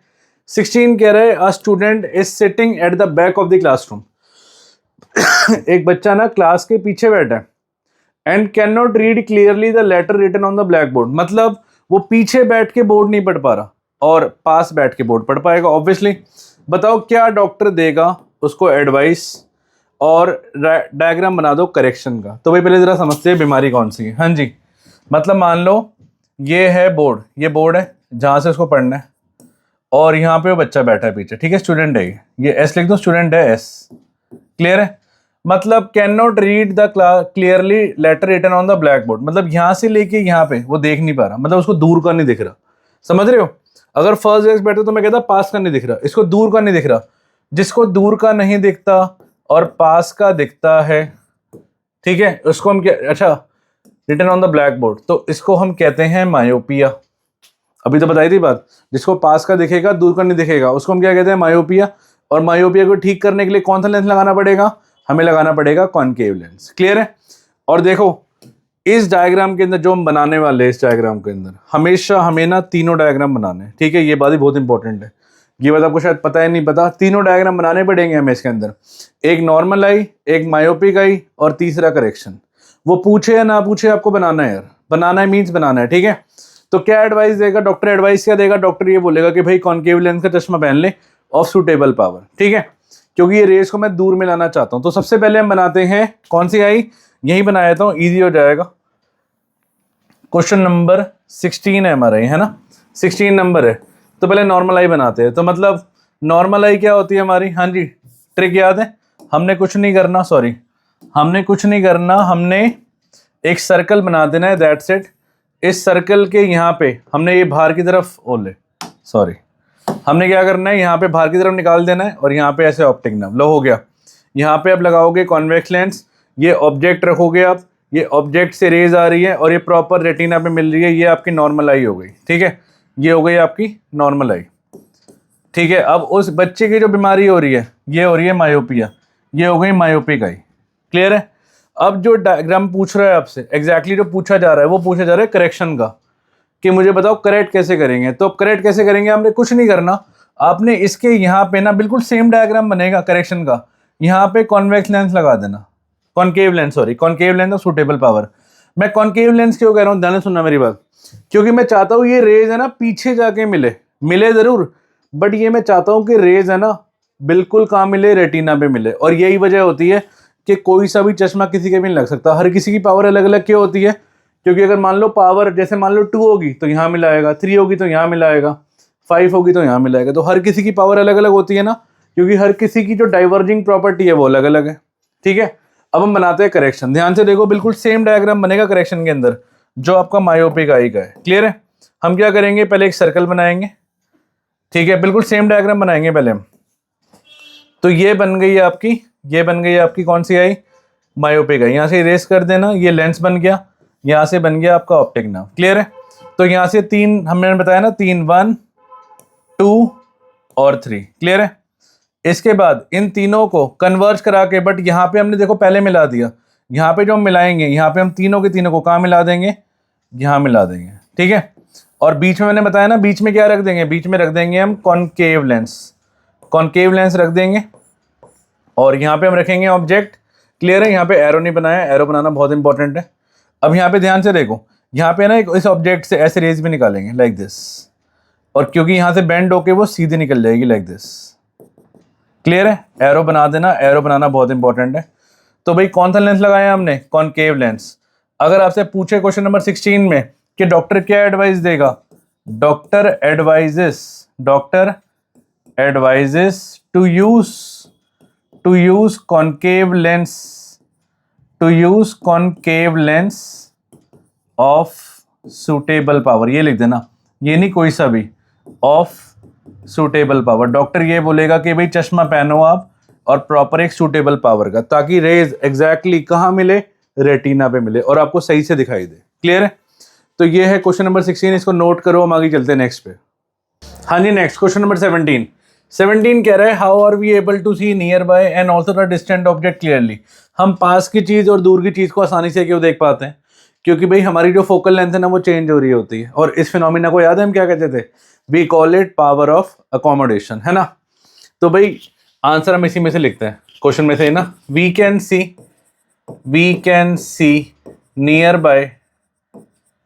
सी near by and distant objects clearly. जैसे छोटी क्लास में करते थे ना, एग्जाम में भी ऐसे किया करो, क्वेश्चन से आंसर निकाल लिया करो और बिकॉज लगा दिया करो। इससे ना क्या होता है, एक अच्छा इंपैक्ट पड़ता है। Because we can see near by and distant object clearly because the eye lens change its focal length and this phenomena is called, याद है पढ़ा था हमने, इस फिनोमिना को हम क्या कहते हैं, this phenomena is called power of accommodation, power of accommodation कहते हैं इसको, है ना, याद आया, है ना। इट हैपन्स सीलियरी मसल्स की वजह से, it happens due to contraction and relaxation of ciliary muscles। तो भाई रिलैक्सेशन ऑफ सीलियरी मसल्स, तो ये आपका ऐसा आंसर है कि जो मतलब है ना, टीचर काट नहीं सकती, काट क्या मैं कह रहा हूँ, आधा नंबर नहीं काट सकती, मैं इस बात की बात कर रहा हूँ, काट तो बिल्कुल ही नहीं सकती, आधा नंबर नहीं काट सकती, है ना। इसका मतलब क्या हुआ, वो ये कह रहा है कि भाई अगर पास का ऑब्जेक्ट आप लाओगे, जैसे मान लो ये पेन है, ये मैं पास लाऊंगा तो मेरा लेंस मोटा हो जाएगा, मेरी फोकल लेंथ कम हो गई, मैं दूर ले जाऊंगा तो मेरी फोकल लेंथ ज़्यादा हो गई, तो रिलैक्स हो जाएगा, है ना। अभी हमने क्वेश्चन किया था ना, अगर आप ऑब्जेक्ट को पास लाओगे तो क्या होगा, मान लो ये आई है हमारी, ये हमारा लेंस है, ठीक है, और ये आई है, ये हमारा लेंस है। अगर जैसे मान लो अगर यहाँ पे ऑब्जेक्ट दूर पड़ा है ऑब्जेक्ट, ठीक है, तो हमारा लेंस पतला रहेगा, तो भाई हमारी फोकल लेंथ इस टाइम इतनी हो चुकी है, क्लियर है। अब अगर आप ऑब्जेक्ट को पास ले आओगे, सेम ऑब्जेक्ट को, तो हमारा लेंस अब मोटा हो जाएगा। मैंने बताया था ना, ये सब करता कौन है, हाँ जी, यहाँ पे ऊपर एक मसल्स होती है जो लेंस को पकड़े हुए होती है, जो लेंस को मोटा और पतला बनाती है। इन मसल्स को हम कहते हैं, these muscles are called ciliary muscles. और आपको पता है एज के साथ साथ ना ये मसल्स वीक पड़ जाती है, और ये मसल वीक पड़ जाती है ना, तो कई बार इंसान को दोनों हो जाता है, मायोपिया और हाइपरमेट्रोपिया, है ना, क्योंकि भाई ये कॉन्ट्रैक्ट रिलैक्स कर ही नहीं पाती। अब ये रिलैक्स होके ये दिखा रहा है, अब अगर आप पास लाओगे तो भाई अब इसको ये दिखाएगा। इट मीन्स इसने पहले क्या करा, इसको पुश करा तो लेंस मोटा हो गया, तो ये दिख रहा है, जब रिलैक्स करा तो ये दिख रहा है। तो क्या बढ़िया चीज़ है ना। जस्ट इमेजिन ये कितना प्यारा लेंस है, मतलब अपनी फोकल लेंथ बदल रहा है। और इस फिनोमिना को क्या बोलते हैं, we call it power of accommodation, ठीक है। मैं आपको दिखाता भी, उसको जरा नोट करो, पेपर में यही लिख के आना है हमने आंसर, ठीक है। हाँ जी, इसको देखो ध्यान से चेक करो, ये देखो ये पास लाया, दिख रहा है लेंथ मोटा हो गया, और जब दूर ले जाएंगे तो क्या होगा, जब दूर ले जाएंगे तो लेंथ पतला, दिख रहा है रिलैक्स है दूर वाला ऑब्जेक्ट, और पास लेंगे तो क्या होगा, मोटा हो जाएगा। तो ये आंसर है इसका क्वेश्चन नंबर 17 का जो हमने अभी लिखा था। नेक्स्ट क्वेश्चन नंबर 18 कह रहा है, हाँ जी न्यूमेरिकल है, कह रहा है a person needs a power of -4.5 dioptre for correction of her vision, ठीक है। उसने अपनी आगे ठीक करनी है, डॉक्टर ने बोला है -4.5 का चश्मा लगेगा, कह रहा है मुझे बता दो क्या बीमारी है उसके। तो भाई नेगेटिव सबसे बड़ा हिंट होता है, नेगेटिव इंसान मैंने बताया था, हु इज अ नेगेटिव इंसान, नेगेटिव इंसान कौन होता है, कॉनकेव होता है ना। आपकी क्लास में या आपकी फैमिली में या आपके फ्रेंड सर्कल में कोई भी हो, कोई भी नेगेटिव इंसान आप जानते हो, उसका आज से नाम कॉनकेव रख दो, बात खत्म। आप उसका नाम कॉनकेव रख दो तो कॉनकेव मतलब आज से कॉनकेव नेगेटिव इंसान है, बस बात खत्म। अच्छा लेंस हो चाहे मिरर हो, एक और बात बताऊं, कोई टेंशन वाली बात ही नहीं है, क्योंकि फोकल लेंथ चाहे लेंस की हो चाहे मिरर की हो हमेशा नेगेटिव रहती है, तो concave is a negative person. लो हो गया। तो भाई नेगेटिव कब चाहिए होता है मुझे बताओ, वो नेगेटिव जब चाहिए होता है जब है ना ये रेज पहले मिल जाती है ना, ताकि वो रेज दूर मिल सके, याद है। वो नेगेटिव कब चाहिए होता है इसको, जब ये रेस पहले ही मिल जाएगी। मतलब ये कौन सी बीमारी होती है, ये मायोपिया हो रहा है इस इंसान को। तो पहला पार्ट का आंसर लिखें, कह रहे बताओ क्या बीमारी हो रही है, तो इसको मायोपिया हो रहा है, मायोपिया नेगेटिव इंसान है ना। यहाँ पे अगर हम कॉनकेव लगाएंगे तो ठीक हो जाएगा। सेकंड कह रहे what is the focal length, हाँ जी फोकल लेंथ निकालते हैं जरा, इसको निकालना पड़ेगा बी पार्ट को ना। तो पी का फॉर्मूला होता है 1/f and we know cross multiply करेंगे f is equal to 1/p। तो 1/p मतलब 1/-4.5d, पॉइंट हटा दो 10 लगा दो, 5 2 जा 5 9 जा, तो ये आ गया -2/9। कोशिश करना आंसर को इतना ना छोड़ो, सबसे एंड वाले आंसर को डेसिमल में कर लिया करो, 2 को अंदर रखो 9 को बाहर रखो, 0 पॉइंट, हाँ जी 0 पे गया, 9 2 जा 18, ये आया 20, 9 2 जा 18, तो ये तो सेम ही सेम चलता रहेगा। तो ऑलमोस्ट ये हो गया नेगेटिव का 0.22 मीटर, है ना। फोकल लेंथ कितनी हो गई, 0.22 मीटर। तो बी पार्ट का आंसर आ गया हमारा, क्लियर है। हाँ जी थर्ड पार्ट भी है, कह रहे व्हाट इज द नेचर, तो नेचर बता तो दिया मैंने, नेचर क्या होगा, कौन सा चश्मा पहनेगा वो, कॉनकेव लेंस का, नेगेटिव इंसान है ना, नेचर क्या होगा, तो इट इज कॉनकेव लेंस। इसी तरह से करना है। और आपको पता है अगर कई बार उल्टा हो जाए, मतलब पावर पॉजिटिव में आ जाए, तो वो कॉन्वेक्स लेंस है, और नेगेटिव वाला चश्मा वो पहनेगा जिसको मायोपिया होगा, पॉजिटिव वाला चश्मा वो पहनेगा जिसको हाइपरमेट्रोपिया होगा। इतने सिंपल क्वेश्चन होते हैं इसके, क्लियर है। तो 18 हो गया आपका, नोट इट डाउन, हम आगे चलते हैं नेक्स्ट पे 19। हाँ जी, how will you use 2 identical prism, हम 2 आइडेंटिकल प्रिज्म को कैसे यूज करेंगे, जिससे अगर मैं एक नैरो बीम ऑफ लाइट को भेजूं, व्हाइट लाइट को भेजूं एक प्रिज्म से, तो वो इमर्ज दूसरे प्रिज्म से निकलेगी व्हाइट लाइट। मैं कैसे 2 प्रिज्म को लगाऊं कि जिससे अगर मैं व्हाइट लाइट को भेजूं तो व्हाइट ही निकलेगी। हाँ जी, नहीं न्यूटन पहला इंसान था जिसने काम किया था, उसने किया गया था, उसने ना एक प्रिज्म को सीधा रखा लाइक दिस, और एक प्रिज्म को उल्टा रखा, ठीक है। और यहां से क्या किया इसने, यहां से इसने व्हाइट लाइट को भेजा, और जैसे ही व्हाइट लाइट को भेजा तो इसने नोटिस करा, इसको हम कहते हैं recombination, we call it recombination of lens, ठीक है। इसको रिकॉम्बिनेशन कहते हैं। मतलब हाँ जी, अगर यहां से व्हाइट लाइट गई, फिर यहाँ पे क्या हुआ, 7 कलर बने, वो 7 के 7 कलर जब ये वाले प्रिज्म में गए तो फिर से इसने देखा कि व्हाइट लाइट ही निकली। तो पहली बार न्यूटन पहला इंसान था जिसने हमें एक बात बताई थी और उसने नोटिस किया था रिकॉम्बिनेशन को, ठीक है। ये डायग्राम बनाने के लिए आ सकता है। हाँ जी, तो हम क्या कह सकते हैं, हम कह सकते हैं क्या, वी कैन से कि न्यूटन पहला इंसान था जिसने ग्लास प्रिज्म को ऑब्टेन किया था स्पेक्ट्रम के लिए यूज करने के लिए। उसने स्प्लिट करा colour of the spectrum of white light further by using another identical similar prism. दिख रहा है आपको, ये व्हाइट लाइट जा रही है और ये 7 कलर बन गए। फिर ये 7 कलर इसने क्या करा, इसने उल्टा प्रिज्म लगाया, फिर से 7 कलर गए और फिर से व्हाइट लाइट निकल गई, है ना। पेपर में बट आपको कलर लेके नहीं जाना, मेरी बात सुनो। जो एग्जाम में डायग्राम बनाओगे, पहले मैं आपको बताया था, आपने एक प्रिज्म को ऐसे बनाना है और आपने एक प्रिज्म को उल्टा बनाना है, ठीक है। ये बना लेना, मैं बता रहा हूँ, कई बच्चे इसको छोड़ के जाते हैं। और ये सब कुछ पेंसिल स्केल से काम होगा भाई, गलती से भी कलर का यूज मत करना बोर्ड में, ठीक है। ये व्हाइट लाइट गई, अब आपने क्या करना है, इसको थोड़ा सा बेंड होके दिखाना है कि ये बेंड हुई है यहाँ से, और ये हल्की सी बेंड हुई है, वेब की ओर बना, और ये सारा का सारा कलर यहां से गया और इसको ऐसे मिलाना है दोनों को एक पॉइंट पे, और इसको एक ही दिखाना है बस। बस इसमें जो मेन चीज जो नोट करेगी ना टीचर, वो ये नोट करेगी कि आप रेड कहाँ लिख रहे हो, ये रेड कहाँ लिख रहे हो और वायलेट कहाँ लिख रहे हो, बात खत्म। ठीक है, यहां हम लिखोगे व्हाइट लाइट, एग्जाम में ये बना के आना है आपने, और यहां भी आप लिखोगे व्हाइट लाइट। तो न्यूटन पहला इंसान था जिसने हमें ये चीज दिखाई थी। ठीक है, इसको हम इस प्रोसेस को अगर पूछे क्या बोलते हैं वी कॉल इट रिकॉम्बिनेशन। इसको बोला जाता है, क्या बोला जाता है, we call it recombination. Recombination, हमने रिकम्बाइन कर दिया ना चीजों को, व्हाइट लाइट से वेब ग्योर बना, वेब ग्योर से फिर से व्हाइट लाइट बन गई, we call it recombination. Clear है? हाँ जी। He placed a second identical prism in inverted position with respect to the first position. उसने एक प्रिज्म के मुकाबले दूसरा उल्टा रख दिया ना आइडेंटिकल प्रिज्म को।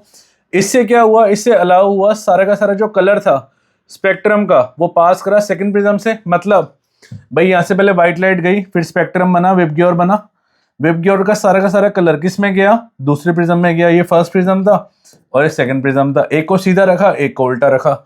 उसने क्या नोटिस करा, उसने नोटिस करा कि एक बीम ऑफ व्हाइट लाइट कहां से निकली, दूसरी साइड से। मतलब व्हाइट गई, पहले क्या बना, स्पेक्ट्रम बना, पूरा का पूरा स्पेक्ट्रम के कलर सेकंड प्रिज्म में गए और फिर से क्या निकली हमारी, व्हाइट लाइट निकली। क्लियर है? हाँ जी। इससे है ना न्यूटन को आइडिया मिला, और न्यूटन ने हमें बताया भाई, क्या बताया, कि जो सनलाइट होती है वो 7 कलर से मिलके बनती है। ठीक है, तो न्यूटन पहला इंसान था जिसने हमें एक बात बताई थी, क्या, कि that white light is made up of 7 colour. उसने स्पेक्ट्रम बनाया, उस पूरे स्पेक्ट्रम को दूसरे प्रिज्म में डाल दिया। ठीक है, इसको नोट करो, हम आगे चलते हैं नेक्स्ट क्वेश्चन पे। हाँ जी, नोट इट डाउन, इसको नोट कर लेना, बहुत इंपॉर्टेंट है, एग्जाम में आ सकता है। नेक्स्ट कह रहे ड्रॉ अ रे डायग्राम। मुझे एक रे डायग्राम बना दो to show the dispersion through a prism when a narrow beam of white light is incident on it. हाँ जी, तो मैं ये बनाना है कि एक प्रिज्म बनाना है और यहां से व्हाइट लाइट निकालनी है। ठीक है, मान लो ये प्रिज्म है और आगे भी कुछ कह रहे हैं, also indicate the order of the colour. तो ऑर्डर ऑफ द कलर तो मैं याद ही है, विबग्योर कहते हैं इसको, है ना। तो मीन्स देखो, मान लो व्हाइट लाइट गई, अब क्या होगा, हल्की सी बेंड करानी है ऐसे, और हल्की सी मैंने बोला ना बेंड करानी है ऐसे, और जैसे ही वो निकलेगी तो थोड़ी सी और बेंड, ये ठीक है, ये निकल गई। अच्छा, इसके बाद इस सीक्वेंस को याद कर लेना, ये सीक्वेंस जो आपने लिखना है इसको हम कहते हैं वेब ग्योर। सीक्वेंस बताना भी है तो सबके नाम भी लिख देना, तो मजा आ जाएगा टीचर को, बाय गॉड। ऐसे लिख देना, बिल्कुल ऐसे ही। वी से क्या होता है, वी से होता है वायलेट। आई से क्या होता है, आई से होता है इंडिगो। ठीक है, बी से क्या होता है, बी से होता है ब्लू। जी से क्या होता है, जी से होता है ग्रीन। वाई से क्या होता है, वाई से होता है येलो। ओ से क्या होता है, ओ से होता है ऑरेंज। और रेड से, आर से रेड होता है। क्लियर है? तो ये सीक्वेंस है, वेब ग्योर से याद रखो, बेटर रहेगा। आप वेब ग्योर याद रखो, बार बार ऐसे बनाने की जरूरत नहीं है। वैसे ये बुक में बना हुआ ही अच्छा लगता है सब। अगर आप बना दोगे, बना सकते हो तो बना लेना, नहीं तो आप वहीं पे छोड़ देना भाई बात को, क्योंकि खराब करने से अच्छा है कि आप ना ही बनाओ इस चीज को ना, लाइनों को। बट ऐसे भी सही है अपना। ठीक है, क्लियर है? तो दिस इज क्वेश्चन नंबर 20, इसको नोट करो, हम आगे चलते हैं नेक्स्ट क्वेश्चन पे। हाँ जी, note it down. Next question number 21। हाँ जी, वो कह रहा है क्या जो आपको स्टार की पोजीशन दिखती है, क्या वो एग्जैक्टली सच में वही पोजीशन होती है या कुछ और पोजीशन होती है? ये हमें स्टार दिखता कहीं और है और होता कहीं और है, या कई बार ट्विंकल करता हुआ दिखता है स्टार, और वही स्टार को अगर आप फिर से देखोगे तो वो ट्विंकल नहीं करता हुआ दिखेगा। चलो आओ जानते हैं। हाँ जी, क्वेश्चन कह रहा है क्या जो स्टार की पोजीशन है क्या वो ट्रू है? Justify your answer. तो द आंसर इज नो, बिल्कुल सच बात नहीं है, बिल्कुल सच बात नहीं है भाई। स्टार की पोजीशन वो नहीं होती जो हमें दिखती है, वो बिल्कुल अलग होती है। देखो, स्टार आपको लगेगा, एक्चुअल स्टार यहाँ पर है बट लगता वो थोड़ा ऊपर की तरफ है। समझ आ रही है बात? स्टार है ना अर्थ के ज्यादा पास होते हैं। ठीक है, तो जैसी स्टार लाइट हमारे अर्थ में एंटर करती है तो सबसे पॉइंट नंबर 1, मैं इसको पॉइंटर में करवा दूं। हाँ जी, बच्चे कहते हैं हम रट्टा कैसे मारे इन चीजों का, तो मैं रट्टा नहीं मरवा रहा, मैं आपको ना कुछ पॉइंट बना देता हूँ, 3-4 पॉइंट। उन पॉइंट को अपनी लैंग्वेज में बना के लिखा ना, पूरे मार्क्स मिल जाएंगे। देखिए, पॉइंट नंबर 1, जैसे स्टार लाइट एंटर करती है अर्थ के एटमॉस्फेयर में, तो पॉइंट नंबर 1 हमारा ये बनेगा, उसमें रिफ्रैक्शन होता है continuously before it reaches the earth. ठीक है भाई, जैसे ही वो स्टारलाइट एंटर करेगी अर्थ पे तो उसमें रिफ्रैक्शन होना शुरू होगा। क्यों होगा पता है? क्योंकि जैसे मान लो ये हमारी अर्थ है, इमेजिन करो, मान लो ये हमारी अर्थ है और यहाँ पे स्टार है वो, ठीक है। तो भाई यहाँ पे क्या होता है, जैसी लाइट यहाँ से यहाँ जाती है तो ये है ना रेयर मीडियम होता है, ठीक है, और अर्थ के पास हमारा ना डेंसर मीडियम होता है। तो पहली बार जैसी लाइट जाएगी ना, अच्छा आप बोलोगे सर रेयर डेंसर क्यों होता है, क्योंकि आपको पता है हर लेयर पे, अर्थ की हर एक लेयर पे, पता है बहुत सारी लेयर होती है, स्ट्रेटोस्फेयर, ट्रोपोस्फेयर, सुनिए लेयर्स का नाम। तो अलग अलग लेयर पे ना अलग अलग क्या होती है, हवाएं होती है, कई बार डस्ट पार्टिकल ज़्यादा होते हैं। तो हर एक लेयर की ना मैं कह सकता हूँ डेंसिटी अलग होती है। तो भाई अगर हर एक लेयर की डेंसिटी अलग होगी तो हर एक लेयर की रिफ्रैक्टिव इंडेक्स भी अलग होगी। तो अब इमेजिन करके देखो, मतलब भाई वो चीज़ें दिख कहीं और रही होती है और होती कहीं और है। इमेजिन करो क्या मतलब बढ़िया चीज़ है नहीं, क्योंकि हर एक की डेंसिटी अलग अलग है, हर एक लेयर की रिफ्रैक्टिव इंडेक्स अलग है, और रिफ्रैक्टिव इंडेक्स अलग है तो मीन्स कोई आपका जो मीडियम है वो रेयर होगा और कोई मीडियम है वो आपका डेंसर होगा, कभी रेयर कभी डेंसर, कभी डेंसर कभी रेयर, ठीक है। तो पॉइंट नंबर 1 हमारा ये बनेगा। पॉइंट नंबर 2, जो एटमॉस्फेरिक रिफ्रैक्शन है वो हमेशा कहाँ होता है, रिफ्रैक्शन होता है भाई जब हमारा रिफ्रैक्टिव इंडेक्स क्या हो रहा होता है, चेंज हो रहा होता है। देखो, और मैंने बताया ना ऊपर वाला जहाँ पे स्टार होता है वो रेयर मीडियम होता है और अर्थ के पास क्या होता है, डेंसर मीडियम होता है। अब आप मुझे खुद बताओ, ये रूल तो आपको आता होगा कि जब भी स्टार की लाइट रेयर मीडियम से डेंसर मीडियम की तरफ जाएगी तो बताओ अर्थ उसको कैसे मोड़ेगी, मोड़ेगी ना तो ये बेंड करेगी टुवर्ड्स द नॉर्मल, हाँ जी है ना, टुवर्ड्स द नॉर्मल बेंड करेगी। तो मीन्स एग्जैक्टली स्टार होगा कहीं और दिखेगा कहीं और, ठीक है। तो पॉइंट नंबर 2 हमारा यही बना हुआ है। पॉइंट नंबर 2 हम ये कह सकते हैं कि जो एटमॉस्फेयर है वो बेंड करता है स्टार लाइट को टुवर्ड्स द नॉर्मल, ठीक है। पॉइंट नंबर 2 हमारा ये बन गया। और पॉइंट नंबर 3, तो यही वजह है जो अपरेंट पोजीशन है स्टार की वो थोड़ी सी डिफरेंट होती है फ्रॉम इट्स एक्चुअल पोजीशन, ठीक है। स्टार हमें लगेगा हाइयर बट वो होगा नीचे की तरफ, ठीक है। तो मैं रिपीट करता हूँ पॉइंट। देखो पहली बात ना मैंने बताया, जैसे ही हम अर्थ से ऊपर जाते जाएंगे तो अलग अलग लेयर में ना अलग अलग रिफ्रैक्टिव इंडेक्स होता है। रिफ्रैक्टिव इंडेक्स अब ऐसे समझो कि अलग अलग मीडियम है, जैसे हवा एक मीडियम है, ग्लास एक मीडियम है, वैसे ही है ना हमारे अर्थ के ऊपर अलग अलग एक मीडियम बने हुए हैं। तो जैसे जैसे वो लाइट उसमें जाती जाएगी, और वैसे वो पता है रिफ्रैक्शन का मतलब क्या होता है भाई, रिफ्रैक्शन का मतलब बेंडिंग ऑफ लाइट ही तो होता है। जो रिफ्रैक्शन हो रहा है, रिफ्रैक्शन देखो हो रहा है, उसमें दो मीडियम ही तो चाहिए हमें। It is bending of light when light goes from one medium to another obliquely, है ना। जब लाइट बेंड होगी, जब लाइट एक मीडियम से फ्रॉम मीडियम 1 टू मीडियम 2 जाएगी, अब वो दो मीडियम कुछ भी हो सकते हैं बट मीडियम सेम नहीं होंगे। जैसे अब इमेजिन करो आपने लेजर लाइट मारी, तो लेजर लाइट भाई हवा से हवा में जाएगी तो कुछ पता ही नहीं चलेगा, बट अगर हवा से गर्म हवा में जाएगी, हवा से किसी ठंडी हवा में जाएगी तो क्या होगा, तो भाई थोड़ा बहुत चेंज होगा। अगर आपको इसको देखना है तो ग्लास स्लैब वाला एक्सपेरिमेंट याद है, एयर से ग्लास फिर ग्लास से एयर बेंड होती थी ना। तो भाई ये जब भी रिफ्रैक्शन होगा तो लाइट बेंड होगी। तो इमेजिन करो अर्थ के ऊपर इतने सारी लेयर बनी हुई है, हर किसी का रिफ्रैक्टिव इंडेक्स अलग है।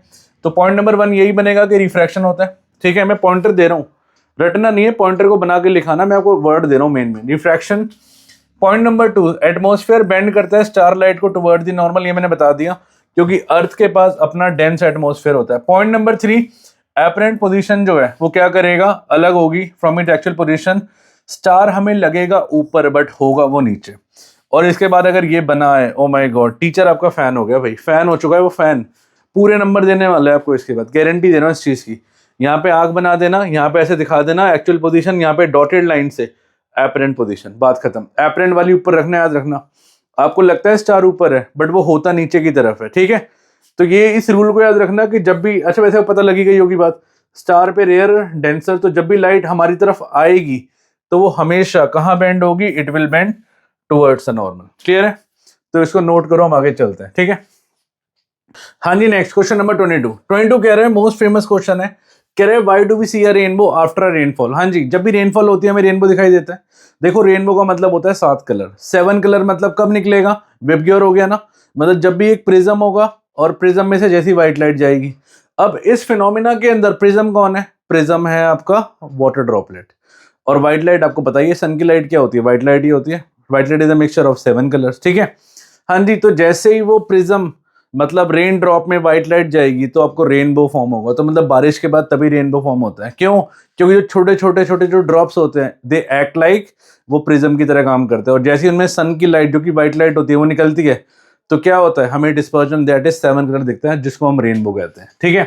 हाँ जी, तो हम क्या कह सकते हैं, हम कह सकते हैं what is a rainbow, rainbow is an arc of 7 colour visible in the sky, जो कब आता है, which is produce by dispersion of sun की लाइट, सन की लाइट डिस्पर्स होती है by rain drops in the atmosphere, ठीक है। रेन ड्रॉप में जैसे ही वो सन की लाइट जाती है तो क्या होती है, डिस्पर्जन होना शुरू हो जाती है। अब ऐसे इमेजिन करो, मान लो ये ड्रॉप है, ये रेन ड्रॉप है, ठीक है, और यहाँ पे ये सन की लाइट जा रही है, तो जैसे ही ये जाएगी तो क्या होगा, ये भाई 7 कलर में आपको दिखना शुरू हो जाएगी। देखो दिख भी रखा है, और मैं आपको बताऊं ये डायग्राम बोर्ड में 2 या 3 बार आ चुके हैं ऑलरेडी, तो इसको छोड़ के मत जाना, ये डायग्राम आपको बनाना ही बनाना है। अच्छा, अब ये आप बोलोगे सर हम क्या इसको कलर का यूज करेंगे, नहीं, कलर का यूज बिल्कुल नहीं करना भाई। आप इसको ना पेंसिल स्केल से, कंपास से बना देना, सर्कल बना के बस इतना लिख देना कि यहाँ पे रेड होगा और यहाँ पे वायलेट होगा, बस बात खत्म। आर और वी लिख देना, इससे टीचर समझ जाएगी, ठीक है। कलर का यूज मत करना। हाँ जी, तो पॉइंट नंबर 1 इसको इंपॉर्टेंस बनाया, तो पॉइंट नंबर 1 मैंने बता दिया कि डिस्पर्जन होता है, पॉइंट नंबर 1, ठीक है। मैं शॉर्ट्स में आपको पॉइंट बता रहा हूँ, उन पॉइंट्स को आप बना के लिखाना। पॉइंट नंबर 2 कह सकते हैं क्यों होता है, मैंने बताया कॉज क्या है इसका, क्योंकि भाई जो वाटर ड्रॉपलेट होती है ना, वो दे एक्ट लाइक प्रिज्म, ठीक है। वाटर ड्रॉपलेट होती है, they act like prism, prism की तरह काम करती है। एक बात हमेशा याद रखना, rainbow is always formed in direction opposite to that of sun, rainbow हमेशा वहां पे बनेगी जो सन की ऑपोजिट डायरेक्शन होगी। जैसे मान लो सन अगर ईस्ट की साइड पे है तो रेनबो वेस्ट की साइड पे बनेगी, हमेशा उल्टी साइड बनती है रेनबो, ठीक है। तो पॉइंट नंबर 3 ये हो गया। पॉइंट नंबर 4, जो ड्रॉपलेट होते हैं वही जो मैंने बोला पॉइंट नंबर 2 में है ना, they act like small prism, ठीक है। देखा जाए पॉइंट नंबर, इसको 3 बना लो, एक काम करो, इसको है ना छोड़ो, ये पॉइंट ऐसे ही है, इसको पॉइंट नंबर 2 बना लो, ठीक है। अच्छा, क्या होता है देखो ध्यान से समझो, इसको हमने पहले भी समझा था, फिर से देख लेते हैं, हो क्या रहा है चेक करो। ये सन की लाइट गई, सन की लाइट गई, यहां से बेंडिंग हुई। अच्छा, बेंडिंग को हम क्या कहते हैं साइंस में, बेंडिंग को हम कहते हैं रिफ्रैक्शन। तो मतलब यहाँ पे क्या हुआ, यहाँ पे रिफ्रैक्शन, यहाँ पे बेंड हुआ। अब आप नोटिस करो, वो सारा का सारा लाइट, सारी की सारी लाइट टकराई और टकरा के वो यहाँ पे आ गई। तो मतलब पहले हुआ रिफ्रैक्शन, फिर हुआ अंदर रिफ्लेक्शन, है ना। इंटरनल रिफ्लेक्शन बोल दूं, बात समझ आती है। इंटरनल रिफ्लेक्शन का मतलब क्या हुआ, इंटरनल रिफ्लेक्शन मतलब अंदर से जाके टकरा के। अब यहाँ पे चेक करो क्या हो रहा है, रिफ्रैक्शन, इंटरनल रिफ्लेक्शन, फिर से बाहर आ रही है, अब फिर से दिख रहा है बेंड हो रही है, तो बेंड हो रही है मतलब फिर से क्या हो रहा है, रिफ्रैक्शन हो रहा है। तो आपको मैंने 2-3 पॉइंट तो दे दिए, इन्हीं को बना के लिखा होगा तो मार्क्स मिल जाएंगे, ठीक है।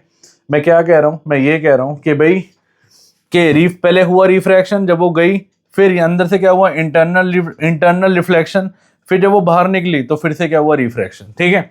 तो पॉइंट नंबर 4 क्या बनेगा, रिफ्रैक्ट होता है, रिफ्रैक्ट होता है, उसके बाद रिफ्लेक्ट होता है, जो मैंने बोला पहले रिफ्रैक्ट होगा, फिर दिख रहा है आपको ये, फिर रिफ्लेक्ट होगा, पॉइंट नंबर 4 बनेगा ये, और फाइनली जब वो बाहर रिफ्रैक्ट होगा तो वो रेन ड्रॉप से बाहर आ जाएगा। तो पॉइंट नंबर 4 हमें याद हो गया, रिफ्रैक्ट तो इंटरनल रिफ्लेक्ट और रिफ्रैक्ट, खत्म।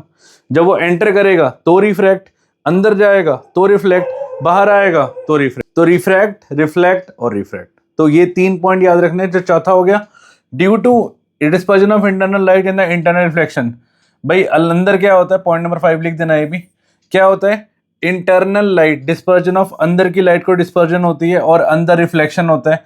अलग अलग कलर हमारी आंखों तक पहुंचते हैं, है ना, क्योंकि अंदर क्या होता है, पहले इंटरनल रिफ्लेक्शन होती है, रिफ्लेक्शन इसी को कहते हैं, क्योंकि भाई अलग अलग बेंडिंग होती है ना, हर किसी की बेंडिंग अलग अलग होती है। आपको पता होगी ये बात कि जैसे ही प्रिज्म में से व्हाइट लाइट जाती है तो क्या होता है, बेंडिंग अलग अलग होती है वेब की ओर, याद है।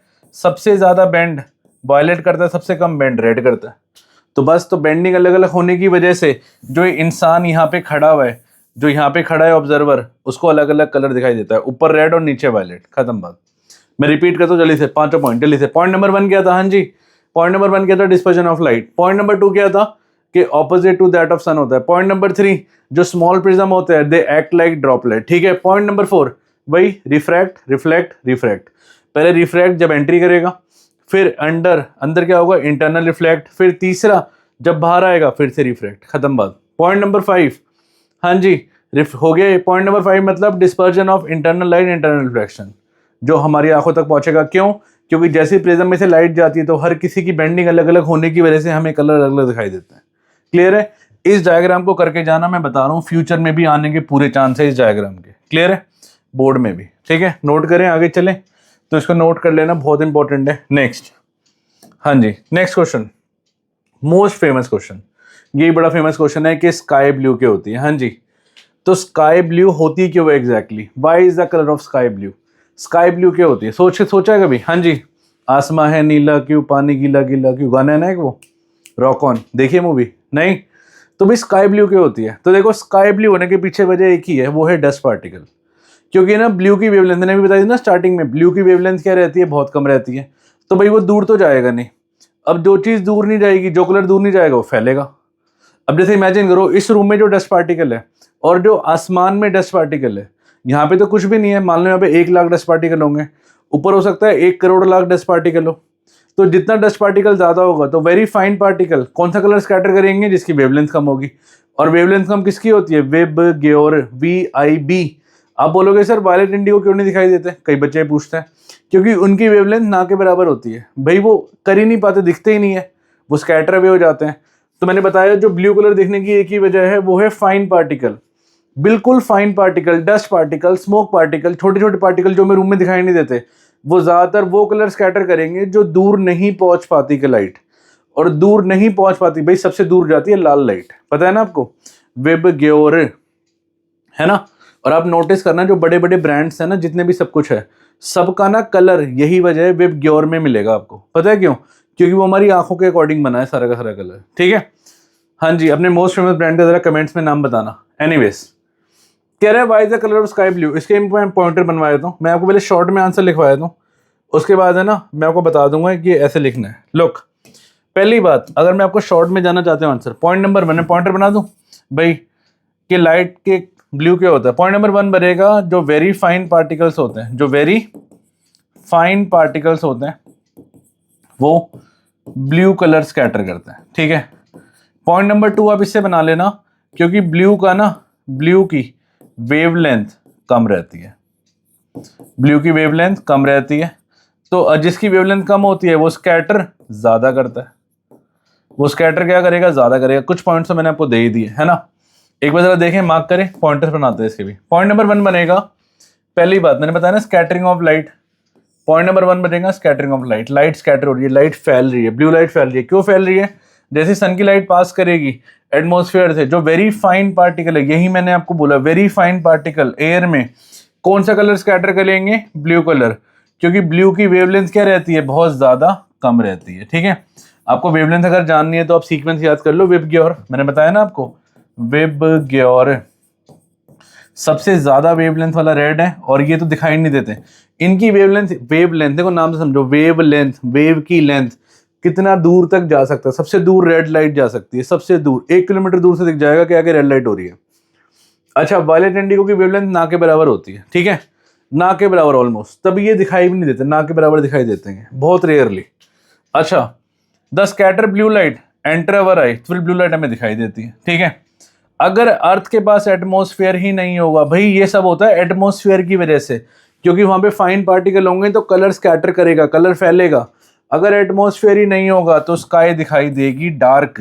और इससे हमारा एक क्वेश्चन और कवर हो चुका है जो हमारी एनसीईआरटी का है, क्या कि एस्ट्रोनॉट्स को स्काई डार्क क्यों दिखाई देती है, क्योंकि जो एस्ट्रोनॉट्स होते हैं वो ऊपर होते हैं, वहां पे एटमॉस्फेयर ही नहीं होता, जहाँ पे एटमॉस्फेयर नहीं होगा तो वहां पे स्कैटरिंग नहीं होगी, जहाँ पे स्कैटरिंग नहीं होगी वहां पे कलर क्या दिखाई देगा, वहां पे कलर आपको बिल्कुल अंधेरा दिखाई देगा, डार्क। और आपने नोटिस भी किया होगा जो एस्ट्रोनॉट्स की जो फोटोज होती है, जो पिक्स होती है, वो बिल्कुल डार्क आती है, ब्लैक एंड व्हाइट आती है ना, क्यों आती है, this is the reason. Clear है, तो इसको नोट करो, हम आगे चलते हैं नेक्स्ट क्वेश्चन पे, नोट इट डाउन, बहुत प्यारा क्वेश्चन है, मोस्ट फेमस क्वेश्चनों में से एक है, आता जरूर है ये, तभी ब्लू होती है, देखो है ना, ये कलर ऐसा क्यों आता है, क्यों, क्योंकि एटमॉस्फेयर ही नहीं है, no atmosphere, no scattering, nothing at all. Clear है, नोट इट डाउन। हाँ जी, नेक्स्ट कह रहे हैं what is the difference in the colour of the sun observe during sunrise sunset. भाई सिलेबस का है ना कट हो चुका है, तो कोई फायदा नहीं है इस क्वेश्चन को करने का ना, तो कट हो जाए और एक बार जरा इसी बात पे डांस करके दिखा दो, क्योंकि मजे हो गए आपके त्योहार, सिलेबस कट हो रहा है और क्या चाहिए, है ना, बच्चे तो खुश हो जाते हैं इसी बात पे, नहीं एनीवेज मजाक कर रहा हूँ, आगे चलते हैं। नेक्स्ट क्वेश्चन नंबर 25, इसको छोड़ो, नहीं आ रहा सिलेबस का पार्ट। 25 लॉन्ग आंसर शुरू हो चुके हैं। हाँ जी, देखो explain the structure and function of human आई, पहला क्वेश्चन ये कह रहा है। अब लॉन्ग वाले शुरू हो चुके हैं, लॉन्ग का मतलब है आपके कम से कम 4 या 5 नंबर वाले।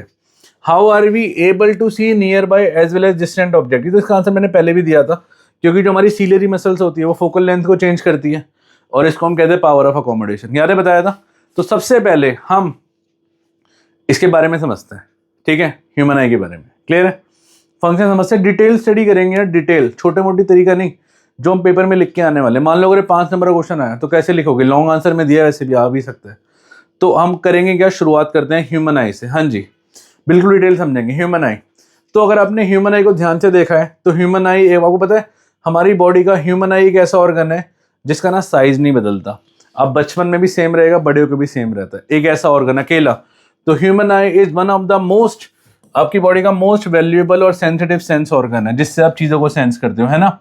चलो मुझे कमेंट्स में इसका रिसेप्टर का नाम बताओ जल्दी से। हाँ जी, कमेंट्स में रिसेप्टर का नाम बताओ जो हमारी आंखों में रिसेप्टर होता है। बी फास्ट, कंट्रोल कोऑर्डिनेशन में पढ़ा था हमने, याद है। It work on the refraction of light through a natural convex lens, है ना। हमारी आंखों में एक ना नेचुरल कॉन्वेक्स लेंस लगा होता है जो क्या करता है, जो है ना लाइट को बेंड होने में हेल्प करता है, ठीक है। Transparent living material, eye ball जो होती है ह्यूमन आई की वो स्फेरिकल इन शेप होती है, स्फेयर शेप की होती है। इसका डायमीटर ऑलमोस्ट 2.3 सेंटीमीटर के आसपास होता है, समझ रहे हो। बाकी ये चीज़ें इनके पार्ट से समझते हैं एक बारी। एक टफ फाइब्रस मेम्ब्रेन होती है जिसको हम स्क्लेरा कहते हैं, जो प्रोटेक्ट करता है आपका इंटरनल पार्ट ऑफ द आई, ठीक है। पार्ट हम डिस्कस करते हैं, उसने पार्ट ही पूछा है, वैसे भी पूरा स्ट्रक्चर पूछा है ह्यूमन आई का। अच्छा, 2 क्वेश्चन है ना इसके, एक तो पूछ रहा है कि ह्यूमन आई का मुझे स्ट्रक्चर बताओ, दूसरा कह रहा है how are we able to see near by and distance object clearly. हाँ ठीक है, अब शुरू करते हैं पहले पार्ट से। ह्यूमन आई का जो पहला पार्ट है जहां से लाइट की एंट्री होती है उसको हम कॉर्निया कहते हैं। बिल्कुल जो फ्रंट पार्ट है ना आपका एक्सपोज पार्ट, जहां से लाइट घुसती है बिल्कुल, उसको कॉर्निया बोला जाता है। जहां से एंट्री हो रही है, एंट्री, कॉर्निया कहते हैं उसको, क्लियर है। वी कॉल इट कॉर्निया, ठीक है। तो एक बार जरा समझे। हाँ जी, ये देखो ये कॉर्निया है, फ्रंट जो एक्सपोज पार्ट दिख रहा है आपको, इसको कॉर्निया बोला जाता है। We call it cornea, clear है। हाँ जी, तो बट कॉर्निया में हम क्या लिखेंगे, हम पहले लिखेंगे, देखो शॉर्ट्स में लिखते हैं, ट्रांसपेरेंट मेम्ब्रेन होती है, ये आउटर एक्सपोज पार्ट होता है आपकी आंख का ना, बिल्कुल जो फ्रंट में निकला हुआ पार्ट है ना, ये वाला पार्ट, इस पार्ट को हम कॉर्निया कहते हैं, क्लियर है। पॉइंट नंबर 2, ऑब्वियसली अगर सबसे फ्रंट वाला पार्ट है तो लाइट एंटर करेगी इससे। भाई आपकी आंखों में लाइट जो जाएगी कॉर्निया से ही जाएगी, और किससे जाएगी, नहीं। Point number 3, most of the refraction of the light वो यहीं पे हो जाती है। और ये क्वेश्चन भी शायद आप एमसीक्यू में आया था ना कि मोस्ट ऑफ द रिफ्रैक्शन कहाँ होती है, याद है, तो कॉर्निया में ही होती है। कॉर्निया के पीछे, बिहाइंड द कॉर्निया, एक रिंग जैसा स्ट्रक्चर होता है जिसको हम आइरिस कहते हैं, क्लियर है। क्या कहते हैं जिसको हम, आइरिस कहते हैं। रिंग जैसा स्ट्रक्चर, एक रिंग सा होता है कॉर्निया के पीछे ना, रिंग जैसा स्ट्रक्चर। बेसिकली हम इसको कह सकते हैं जो कलर पार्ट ऑफ द आई। भाई किसी की कलर ब्राउन होती है, किसी की ब्लैक होती है, किसी की ग्रे भी होती है ना। तो जो लेंस, कई लोग लेंस लगाते हैं, तो जो लेंस लगा रहे हो वो आइरिस है, समझ रहे हो, ये पार्ट, ये आइरिस कहते हैं इसको। एनीवेज, कॉर्निया समझ आ गया। क्या बोला मैंने, front expose part, light enter करेगी, रिफ्रैक्शन सबसे ज़्यादा इस पे होगा, इसके पीछे क्या मिलेगा, आइरिस मिलेगा, क्लियर है। हाँ जी, तो जो आइरिस मिलेगा, ये देखो, ये दिख रहा है आपको, ये ब्राउन ब्राउन सा, ये आइरिस है हमारा, क्लियर है। हाँ जी, तो आइरिस, यही मैंने बोला ना कलर पार्ट ऑफ द आई। ये देखो कितना प्यारा लग रहा है, देखो इसको आइरिस कहते हैं, वी कॉल इट आइरिस। और ये बड़ा छोटा भी होता रहता है, ये अंदर वाले पार्ट को हम प्यूपिल कहते हैं। अभी हम समझेंगे इसका नेक्स्ट पार्ट हमारा, आई थिंक प्यूपिल ही है, इसके बाद वाला पार्ट। तो what is iris, it is behind cornea. हाँ जी, कॉर्निया के पीछे होता है। आपकी जो आंखें, जो उनका कलर है उसको आइरिस, आइरिस की वजह से होता है। बिहाइंड द कॉर्निया ये डार्क और मस्कुलर डायफ्राम होता है जो बेसिकली कंट्रोल करता है प्यूपिल के साइज को। भाई अब देखो प्यूपिल क्या होता है। अब जैसे इस टाइम मैं ब्राइट लाइट में खड़ा हूँ तो मेरे आंखों का प्यूपिल है ना छोटा हुआ पड़ा है। रीजन पता है क्यों, क्योंकि भाई छोटा क्यों है, क्योंकि इतनी सारी लाइट है, मुझे चीज़ें आसानी से दिखाई दे रही है। बट जैसे ही आप डार्क रूम में जाओगे, जैसे ही आप अंधेरे में जाओगे, कई बार हम मूवी हॉल में एंटर करते हैं तो कुछ टाइम के लिए ना हमें कुछ चीज़ें दिखाई नहीं देती। आंखें धीरे धीरे लगता है कोई बैठा ही नहीं है मूवी हॉल में, सिर्फ हम अकेले ही आए हैं ना। पता नहीं कौन सी मूवी चल रही है, नहीं सलमान खान की कोई मूवी चल रही है, नहीं सलमान खान की तो यार फिर भी भरी होती है, हाउसफुल होती है। एनीवेज, नहीं एनीवेज लीव इट। हाँ जी, तो मैं ये कह रहा हूँ कि ये वो पार्ट होता है बेसिकली जो कलर पार्ट होता है। और प्यूपिल मैं बता रहा था, प्यूपिल ये होता है कि भाई जो बड़ा छोटा होता रहता है, उजाले में, ब्राइट लाइट में वो छोटा हो जाएगा, क्योंकि कम लाइट से भी आपको चीज़ें दिख जाएगी, और अंधेरे में वो क्या होगा, उसको बड़ा होना पड़ेगा। और वो जो टाइम लेगा ना, वो जैसे मान लो इस टाइम ये छोटा है, इसको मान लो इतना होना है, यहाँ से यहाँ जाने में जो टाइम लेगा ये बड़ा होने में, उस टाइम इंटरवल में ना 5-10 सेकंड का होगा, वो आपको कुछ दिखाई नहीं देगा, होता है ऐसा। उल्टा भी पॉसिबल है, मतलब जैसे अंधेरे से आप उजाले में आते हो तो ऐसा लगता है कुछ टाइम के लिए कि मतलब कहाँ आ गए हम, है ना। तो ये होता है प्यूपिल, ठीक है। एनीवेज, तो iris is the colour part behind cornea, size of प्यूपिल को बदलता है। इसके पास है ना एक एडजस्टेबल सर्कुलर ओपनिंग होती है, जो मैंने बताया, जो सेंटर में होती है, जिसको हम प्यूपिल बोलते हैं। एडजस्टेबल सर्कुलर ओपनिंग, जिसको क्या कहते हैं, वी कॉल इट प्यूपिल कहते हैं। तो प्यूपिल क्या होता है, बड़ा छोटा होता है। बेसिकली प्यूपिल क्या करता है कि भाई लाइट अगर ज़्यादा चली जाएगी तो क्या होगा, तो छोटा कर देगा अपने आप को, ठीक है। तो आगे चले, नेक्स्ट हमारा है प्यूपिल, ठीक है। आइरिस के बाद मैंने क्या बताया, नेक्स्ट पार्ट क्या है हमारा, प्यूपिल है। तो प्यूपिल क्या होता है, प्यूपिल बड़ा छोटा हो रहा होता है। ये देखो, प्यूपिल का साइज चेंज हो रहा होता है, जैसे अंधेरे में जाएंगे लाइट का साइज चेंज होगा। अगर लाइट चेंज होगी तो भाई प्यूपिल भी चेंज होगा, सिंपल सी बात है। It is the central opening of iris, ये सेंटर ओपनिंग होती है। पॉइंट नंबर 2, ये रेगुलेट करता है और कंट्रोल करता है कि आपकी आंखों में कितनी लाइट जानी चाहिए। हाँ जी, आपकी आंखों में कितनी लाइट जानी चाहिए। ज़्यादा लाइट जाएगी तो क्या होगा, छोटा कर लेगा अपने आप को, और कम लाइट जाएगी तो अपने को बड़ा कर लेगा। एक्सपैंड क्यों करेगा, क्योंकि भाई देखो, अब इमेजिन करो, मान लो प्यूपिल है, अब वो इस टाइम छोटा हुआ पड़ा है, अंधेरे में क्या होगा, उसको और लाइट चाहिए, और लाइट चाहिए, तो प्यूपिल बड़ा हो जाता है ताकि ज़्यादा लाइट जा सके, जितनी हो सके जा सके। फिर हमें चीज़ें धीरे धीरे दिखना शुरू होती है, होता है ना मूवी हॉल में कई बार। हाँ जी, इसके पास है ना एक क्लियर वाटरी फ्लूइड होता है जिसको हम एक्वस ह्यूमर कहते हैं, जो इस कॉर्निया और आइरिस के बीच के स्पेस को भर देता है।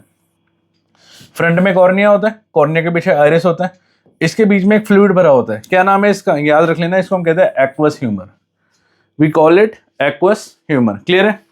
तो कॉर्निया हो गया, आइरिस हो गया, प्यूपिल हो गया। हाँ जी, इसके बाद नेक्स्ट, प्यूपिल के बाद हमारा नेक्स्ट पार्ट आता है आपका लेंस। मैंने बताया था हमारी आंखों में ऐसा लेंस होता है जो अपनी फोकल लेंथ बदलता रहता है, कभी मोटा हो जाता है, कभी पतला हो जाता है। तो भाई फोकल लेंथ बदलता रहता है क्योंकि सीलियरी मसल्स की वजह से। देखो यहाँ देखो, चेक करो, ये देखो, ये हमारा लेंस है, देखो इस टाइम पतला हो गया, अब धीरे धीरे क्या होगा, मोटा होगा। तो भाई लेंस क्या होता है, it is by convex in nature. और लेंस को पकड़े हुए कौन होता है, सीलियरी मसल्स, नहीं। हाँ जी, तो व्हाट इज द लेंस, ये क्रिस्टलाइन स्ट्रक्चर होता है जो कि प्रोटीन से बना होता है। बाय कॉन्वेक्स का मतलब समझते हो, बाय कॉन्वेक्स मतलब ये वाला पार्ट भी कॉन्वेक्स होता है और ये वाला पार्ट भी कॉन्वेक्स होता है, इसको हम बाय कॉन्वेक्स कहते हैं। अच्छा, इनको हेल्ड कौन किया होता है, सीलियरी मसल हेल्ड की होती है। मतलब ये दिख रहा है लेंस से ही, ये जो ये मसल है, इस मसल का नाम क्या कहते हैं, वी कॉल इट, इसको हम कहते हैं सीलियरी मसल। इसको हम कहते हैं क्या, कौन सी muscle, we call it ciliary muscle. Basically इनका काम क्या होता है, मैंने शुरू में ही बताया था। ये क्या करती है, अगर मान लो ऑब्जेक्ट को आप पास ले आओगे तो ये क्या होगी, छोटी हो जाएगी, और ऑब्जेक्ट को आप दूर लेके जाओगे तो क्या हो जाएगी, बड़ी हो जाएगी, पतली हो जाएगी, क्लियर है। इसका फंक्शन मैंने बता दिया, is to provide a final adjustment of focal length, जिससे भाई वो पास की चीज़ भी देख पाए और दूर की चीज़ भी देख पाए। और इस फिनोमिना को हम क्या कहते हैं, पावर ऑफ अकोमोडेशन कहते हैं, अगर पूछ ले तो, जिससे हमारी फोकल लेंथ चेंज होती है, पावर ऑफ अकोमोडेशन, क्लियर है। हाँ जी, तो लेंस क्या बताया मैंने, crystalline lens, by convection nature, ciliary muscle इसको पकड़े हुए होती है लेंस को, और फाइनल एडजस्टमेंट देता है, और ये पावर अकोमोडेशन कहता है इसको, क्लियर है। नोट कर लेना, हम आगे चलते हैं। नेक्स्ट लेंस हो गया हमारा। लेंस के बाद हमारा नेक्स्ट पार्ट आता है आपका रेटिना। हमारी जो आंखों का पर्दा होता है, पर्दा जिसे कहते हैं हम, उसको रेटिना कहते हैं। हाँ जी, हम सबकी आंखों में पर्दा होता है, स्क्रीन होती है, उसको रेटिना कहते हैं। और अगर हमारी आंखों में स्क्रीन है तो मीन्स हमारी आंखों में रियल इमेज बनती है। जस्ट इमेजिन, आप सबकी इमेज, मेरी इमेज आपकी आंखों में उल्टी बन रही है, समझ रहे हो, मतलब मेरे से, मेरा सर ऊपर है ना, वैसे मेरा सर नीचे होना चाहिए, बट ब्रेन उसको क्या करता है, सीधा करके दिखाता है ना। तो व्हाट इज रेटिना, रेटिना क्या होता है, आपकी आंखों का पर्दा, और पर्दा मतलब रियल इन्वर्टेड इमेज, ठीक है। क्योंकि जो लाइट रेस जाती है वो सीधा प्यूपिल से कन्वर्ज होकर सीधा रेटिना पे पहुंचती है। लाइट रेस गई, सीधी मिलेगी रेटिना पे, रेटिना पे मिलेगी, हमारी आंखों का पर्दा होता है। जैसे मूवी हॉल में पर्दा लगा होता है ना, आप नोटिस करना कभी, जो पुराने ज़माने के जो है ना मूवी हॉल, जहाँ पुराना प्रोजेक्टर लगा हुआ है, वहाँ पे ना मूवी पीछे उल्टी चल रही होती है, और कई बार है ना वो क्या करते हैं, प्रोजेक्टर को उल्टा रख देते हैं। आपने कभी नोटिस भी किया होगा, स्कूलों में भी ऐसे ही होता है, प्रोजेक्टर उल्टा करके लगाया जाता है। क्यों लगाया जाता है, क्योंकि भाई यहाँ पे जो इमेज बनती है पर्दे पे बनती है, पर्दा मतलब रियल इमेज, और रियल इमेज हमेशा उल्टी बनती है, ठीक है। अच्छा, इसके बाद डेलिकेट मेम्ब्रेन होती है इनर साइड पे, एक होती है रॉड और एक होती है कॉन, ठीक है, दो होती है। Enormous number of light sensitive cell होते हैं, जैसे ही वो उन पे पड़ेगा तो क्या होगा, वो भाई एकदम से इलेक्ट्रिकल इंपल्स जनरेट करते हैं और ब्रेन के पास भेजते हैं, ठीक है। मेनली दो तरह के इनके पास होते हैं, एक होता है रॉड और एक होता है कोन। तो रॉड होता है अंधेरे में देखने के लिए, कोन होता है उजाले में देखने के लिए। मैं ऐसे इसको कैसे याद कराता हूँ, अब इमेजिन करो आप बिल्कुल अंधेरे में कहीं पे जा रहे हो और आपको पीछे पीछे से किसी ने रॉड मार दी, आपको पता भी नहीं चलेगा ना किसने मारी। तो रॉड कब पड़ेगी आपको? रॉड पड़ेगी अंधेरे में। याद हो गया, इतनी सिंपल ट्रिक है। रॉड कब पड़ेगी आपको? रॉड पड़ेगी अंधेरे में। तो मतलब रॉड क्या हुआ? जो डिम लाइट में होता है। मतलब अंधेरे में देखने के लिए हमें जो सेल्स चाहिए, हमारी आंखों में जो सेल होने चाहिए, उनको हम रॉड कहते हैं। जो उजाले में देखने के लिए चाहिए उसको हम कोन्स कहते हैं। क्लियर है? हाँ जी, अंधेरे में क्या चाहिए? रॉड चाहिए। क्लियर है? रॉड याद रहेगा, रॉड से बहुत सिंपल ट्रिक है ये। अंधेरे में आपको रॉड ना मार जाए कोई, तो अंधेरे में देखने लगे। कई लोगों को देखा होगा आपने, शाम के बाद दिखाई नहीं देता। मूवी में देखा होगा कि उसको शाम के बाद दिखाई नहीं दे रहा। क्यों नहीं दिखाई दे रहा? क्योंकि रॉड काम नहीं कर रहे, उसके रॉड सेल्स होते हैं अंदर ना, आंखों के अंदर रॉड्स एंड कोन सेल होते हैं। ये अंधेरे के लिए होते हैं, ये उजाले के लिए होते हैं। क्लियर है? हाँ जी, तो रेटिना मैंने क्या बताया, हमारी आंखों का पर्दा होता है। कन्वर्ज करके सारी की सारी रेस कहाँ मिलती है? रेटिना पे मिलती है। एक डेलिकेट मेम्ब्रेन होती है, जैसे ही इस पे रेज मिलती है तो इलेक्ट्रिकल इंपल्स जनरेट करने लग जाती है। भाई आप कोई भी चीज़ देख रहे हो, आप मेरी वीडियो भी देख रहे हो, आपके इसमें इलेक्ट्रिकल इंपल्स काम कर रही है, और इलेक्ट्रिकल इंपल्स काम कर रही है तो मतलब ये जो मैसेज है ये यहाँ पे ऑप्टिक नर्व के थ्रू, ये जो इलेक्ट्रिकल इंपल्स जनरेट हो रही है ना यहाँ पे ऑप्टिक नर्व के थ्रू, सीधा ब्रेन के पास भेजा जा रहा है आपका। बात समझ आ रही है? मतलब कॉन्टिन्यूसली आपके दिमाग के में मैसेज जा रहा है कि हाँ जी मैं पढ़ा रहा हूँ, मैं पढ़ा रहा हूँ। और ये जो मैसेज जाता है ना, आपको पता है स्पीड ऑफ लाइट से जाता है 3 × 10⁸ मीटर पर सेकंड से। तो आप इसको इमेजिन भी नहीं कर सकते, इतनी ज़्यादा स्पीड होती है। क्लियर है?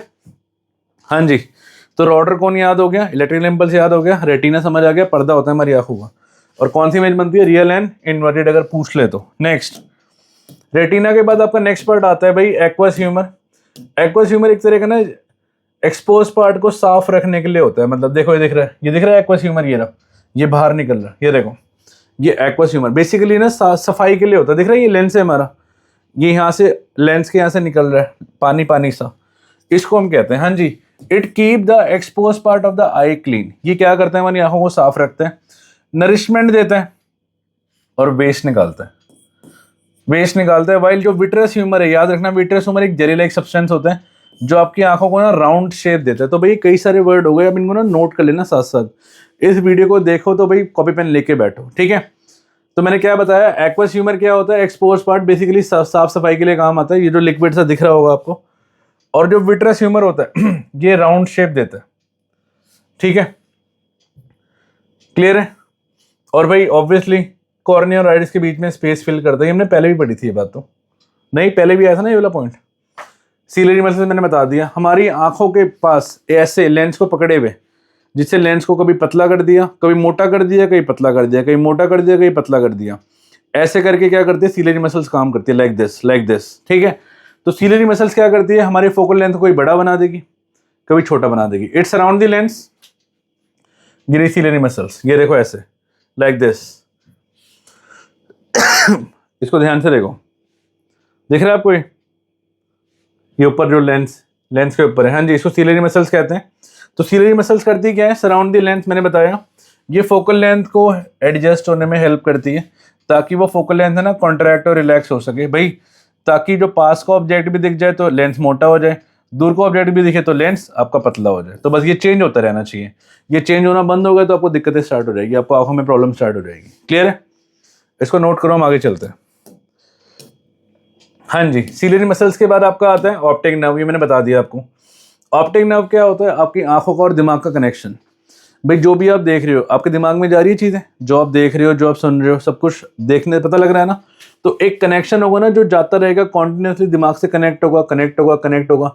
इस चीज़ को हम ऑप्टिक नर्व कहते हैं। क्लियर है? तो what is optic nerve?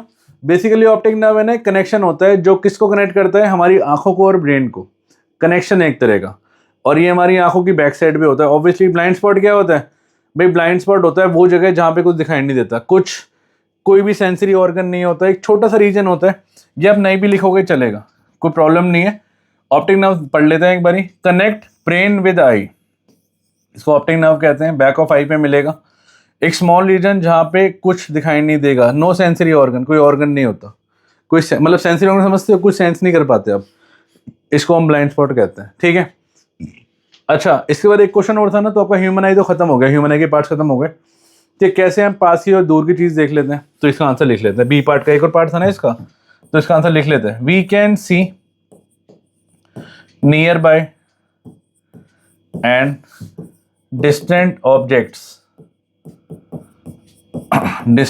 objects clearly with the help of, हाँ जी, with the help of ciliary muscles. With the help of ciliary muscles, they change the focal length of the eye. They change the focal length of the eye, and this phenomena is called, याद है मैंने पहले भी लिखवाई थी line, this phenomena is called, क्या बोलेंगे, हाँ जी, is called power of accommodation. Power of accommodation कहते हैं इस चीज को. क्लियर है, याद रहेगा. आगे चले, नोट कर लो इसको. तो ये इसका आंसर था, लॉन्ग आंसर है, लॉन्ग आंसर की तरह आंसर दिया है मैंने, नोट करते हुए चलना, ठीक है. नोट इट डाउन, हम आगे चलते हैं. हाँ जी, next question number 26. Next question आपका कह रहा है, बताओ हम कब कंसीडर करेंगे किसी इंसान को कि वो मायोपिक है, हाइपरमेट्रोपिक है.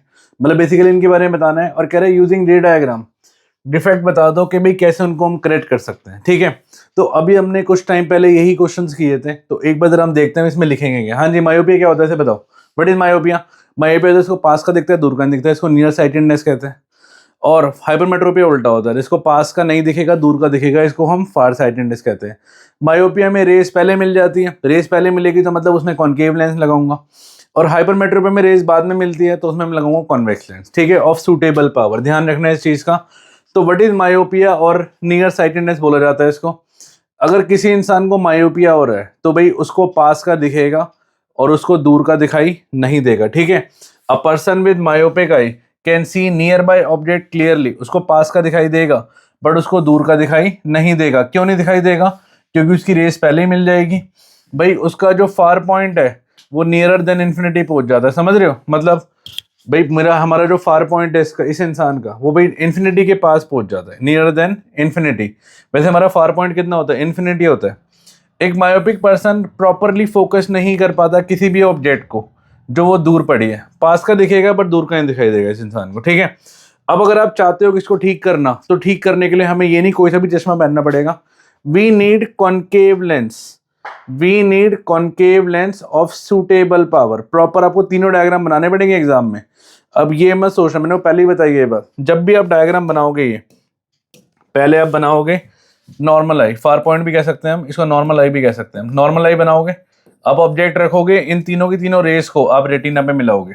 फिर आप बनाओगे मायोपिक आई. मायोपिक आई में क्या हुआ? ऑब्जेक्ट की रेस गई, अभी हमने बनाया था कुछ टाइम पहले, और ये तीनों की तीनों रेस कहाँ मिली? पहले मिला दो आप इसको, क्योंकि इसमें रेस पहले मिल जाती है. अब आप चाहते हो कि दूर मिलेगी, भाई इनको आप डाइवर्ज कराना चाहते हो, दूर भेजना चाहते हो. ठीक है, तो दूर भेजोगे तो भाई क्या होगा? आपको डाइवर्जिंग लेंस लगाना पड़ेगा. इस लेंस को हम क्या कहते हैं? Concave lens. बट पेपर में सिर्फ आपको कॉनकेव लेंस नहीं लिखना, आपको concave lens of suitable power लिखना है. ये याद रखना, कई बच्चे कॉनकेव लेंस लिखाते हैं, उनको मार्क्स नहीं मिलते. तो मायोपिया क्या होता है? जब किसी भी इंसान को पास का दिखता है और दूर का दिखाई नहीं देता. ठीक है, उसको हम मायोपिया कहते हैं.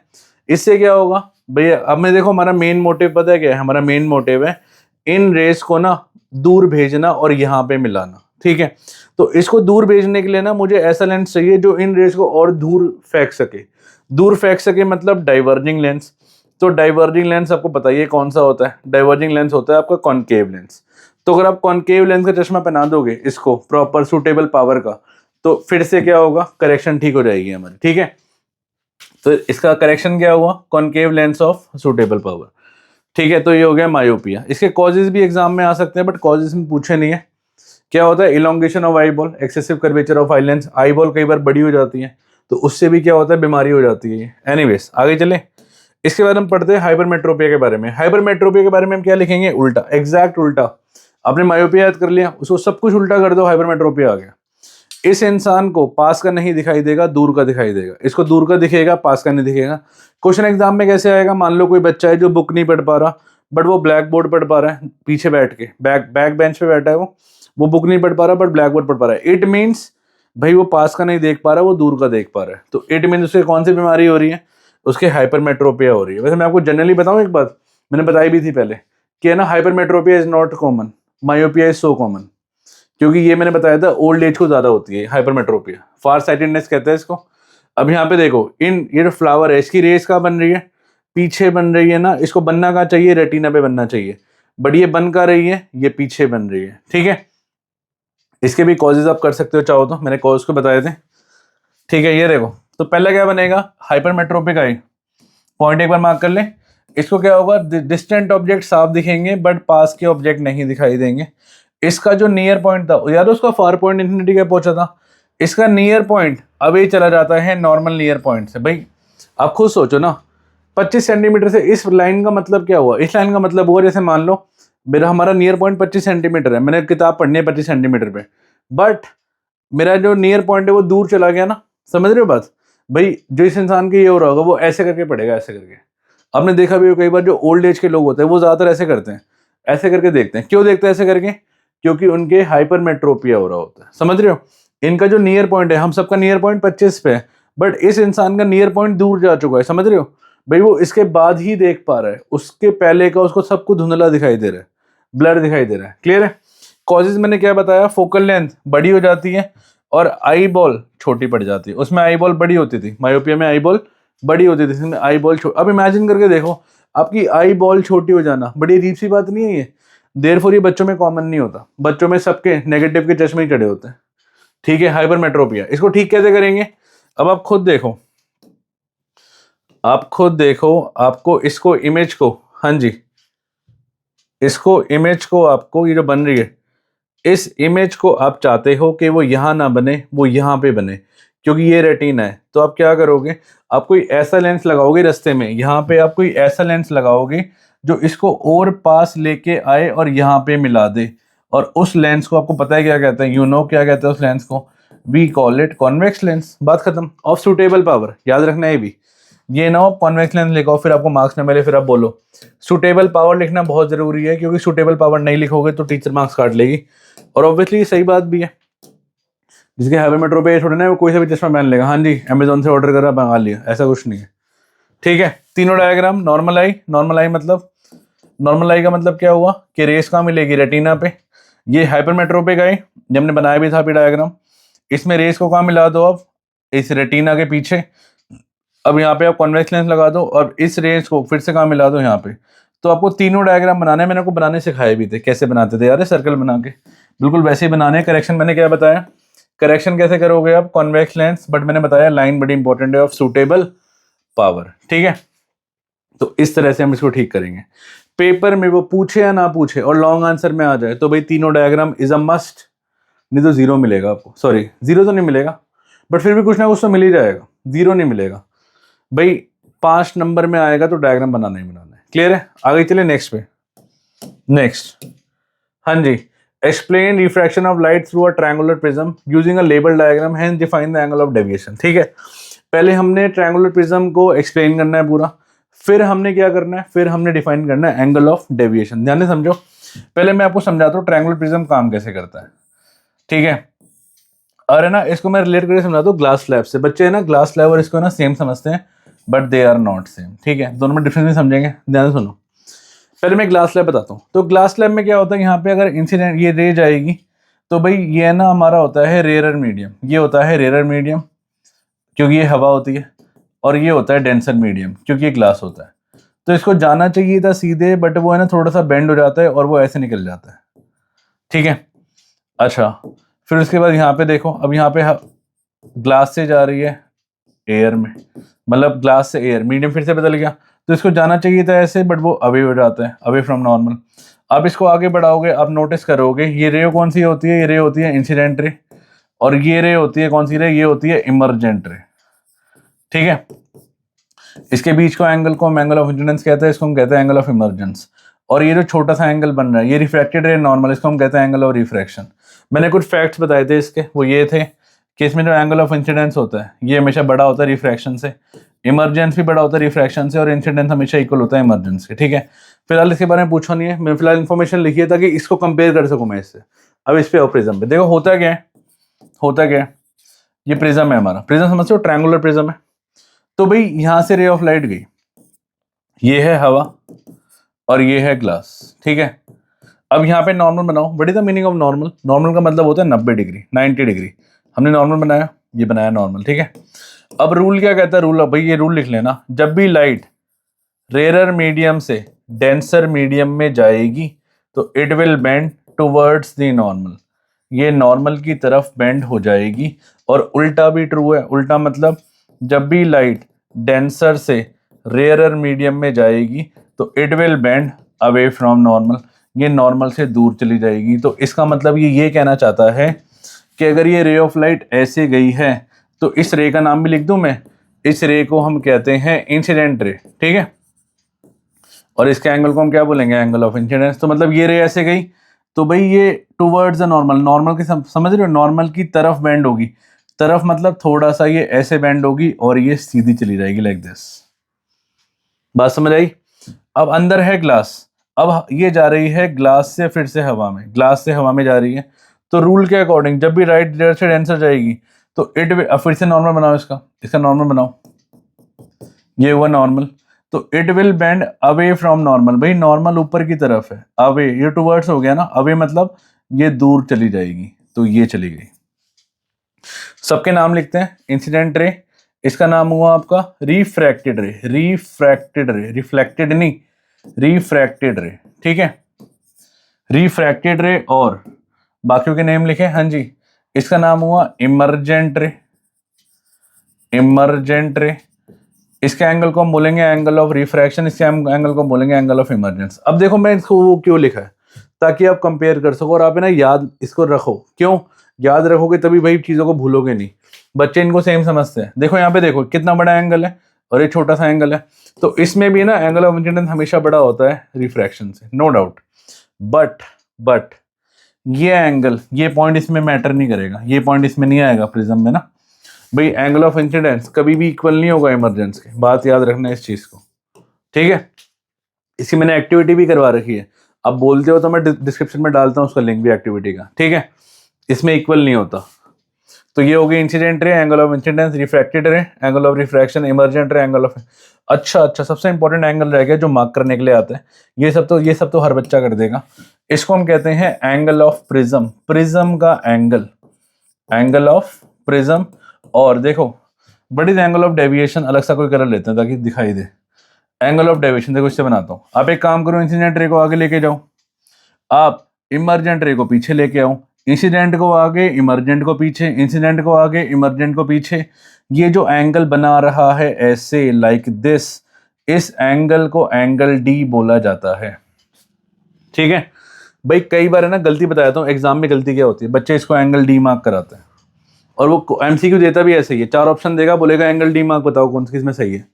तो एंगल डी कौन सा होता है, इंसिडेंट रे को आगे ले जाओ और इमरजेंट रे के बीच के एंगल को हम क्या कहते हैं, we call it angle of deviation. बात समझ आती है, तो इसको कहते हैं, ठीक है। तो ऐसा ही क्यों टुवर्ड्स नॉर्मल क्यों बेंड हुआ, क्योंकि लाइट जा रही थी एयर से ग्लास में, इसलिए ये ऐसे ना जाने की बजाय ऐसे बेंड हो गया।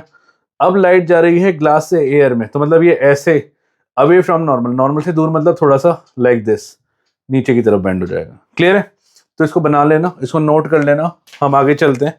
हाँ जी, कुछ हम पॉइंट्स एक बार देखते हैं जो हम लिख के आएंगे एग्जाम में। देखो जरा चेक करो, पॉइंट नंबर 1 मैंने बता दिया, F S is the emergent ray, ये emergent ray. Angle of I, angle of incidence, refraction, emergence. एक ट्रायंगुलर ग्लास प्रिज्म क्या होता है, एक ट्रांसपेरेंट ऑब्जेक्ट होता है जो किससे बना होता है, 2 ट्रायंगुलर बेस, 2 ट्रायंगुलर बेस और 3 रेक्टेंगुलर लेटरल सरफेस। समझ आती है बात, मतलब देखो ऐसे 2 ट्रायंगुलर बेस है ना, 3D फिगर बनानी पड़ेगी मुझे आपको समझाने के लिए, और आपको समझना पड़ेगा 3D के अकॉर्डिंग, है ना, ये होता है, ठीक है। मैं इसकी फोटो भी डाल देता हूँ, ठीक है, आपको समझ आ जाएगी बात। तो ये 3D होती है, मतलब ये रेक्टेंगल है और एक ऐसे है, एक ट्रायंगल है, 2 ट्रायंगल है, 2 रेक्टेंगल ऐसे हैं और एक रेक्टेंगल नीचे की तरफ है, और यहाँ पे जो फेस लगे हैं ये क्या है, ये ट्रायंगुलर फेस है, पहली बात। दूसरी बात, ये सरफेस है ना एक दूसरे से इंक्लाइन होते हैं, और एंगल बिटवीन 2 लेटर सरफेस को, इसको हम कहते हैं एंगल ऑफ प्रिज्म। तो भाई इसको, ये जो एंगल है इसको एंगल ऑफ प्रिज्म बोला जाता है। क्लियर है भाई, सब लिखा हुआ है जो हमने करा अभी एक्सपेरिमेंट। पी क्या है, इंसिडेंट रे है, ई एफ क्या है, रिफ्रैक्टेड रे है, और एफ एस क्या है, इमरजेंट रे है। जैसे लाइट एंटर करेगी एयर से ग्लास में ए बी पे, अगर लाइट एंटर करेगी तो क्या होगा, मैंने बताया ना, सीधा ना जाके, ये लाइट सीधी ना जाके टुवर्ड्स द नॉर्मल बेंड हो जाएगी ना। क्यों हो जाएगी टुवर्ड्स द नॉर्मल, क्योंकि वो जा रही है रेयर से डेंसर। अब जब वो रे ऑफ लाइट बाहर निकलेगी तो अवे फ्रॉम नॉर्मल हो जाएगी, the light ray has entered from glass to air, then it bend away from the normal. Angle I क्या है हमारा, angle of incidence. Angle R क्या है, angle of refraction. Angle E क्या है, angle of emergence. Angle D क्या है, angle of deviation. ये शो करता है deviation of incident ray from original path. देखो ध्यान से देखो, मैंने बताया ना आपको, यहाँ पे मैं मार्क करके दिखाता हूँ, देखो मार्क कर भी रखा है एंगल डी। इंसिडेंट रे को आगे ले जाऊं और इमरजेंट रे को पीछे ले जाऊं, तो ये एंगल फॉर्म करता है, this angle is called angle D. Angle D का मतलब एंगल ऑफ डेविएशन होता है।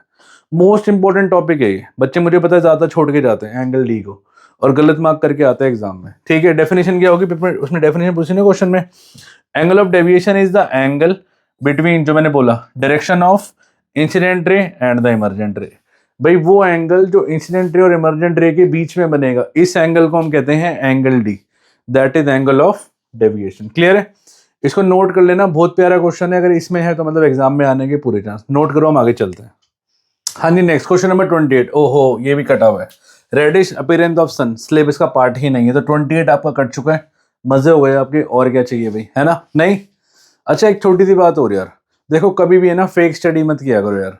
फेक पढ़ाई, मम्मी पापा को दिखाना, देखो मैं पढ़ रहा हूँ, देखो मैं पढ़ाई कर रहा हूँ, इससे है ना एट द एंड आपका ही नुकसान होगा। कभी सोच के देखना, आराम से तसल्ली से, कूल माइंड से सोचना इस बात को कि अगर मैं दिखा रहा हूँ, मैं एक्टिंग कर रहा हूँ, देखो मैं एक्टिंग कर रहा हूँ, क्या इससे सच में कुछ फर्क पड़ रहा है? आपका टाइम पास तो हो रहा है, टाइम वेस्ट हो रहा है, मम्मी को पता लग रहा है कि हाँ भैया पढ़ाई कर रहे हो, हमारा बच्चा बहुत अच्छा पढ़ाई कर रहा है, बट क्या सच में पढ़ रहा है?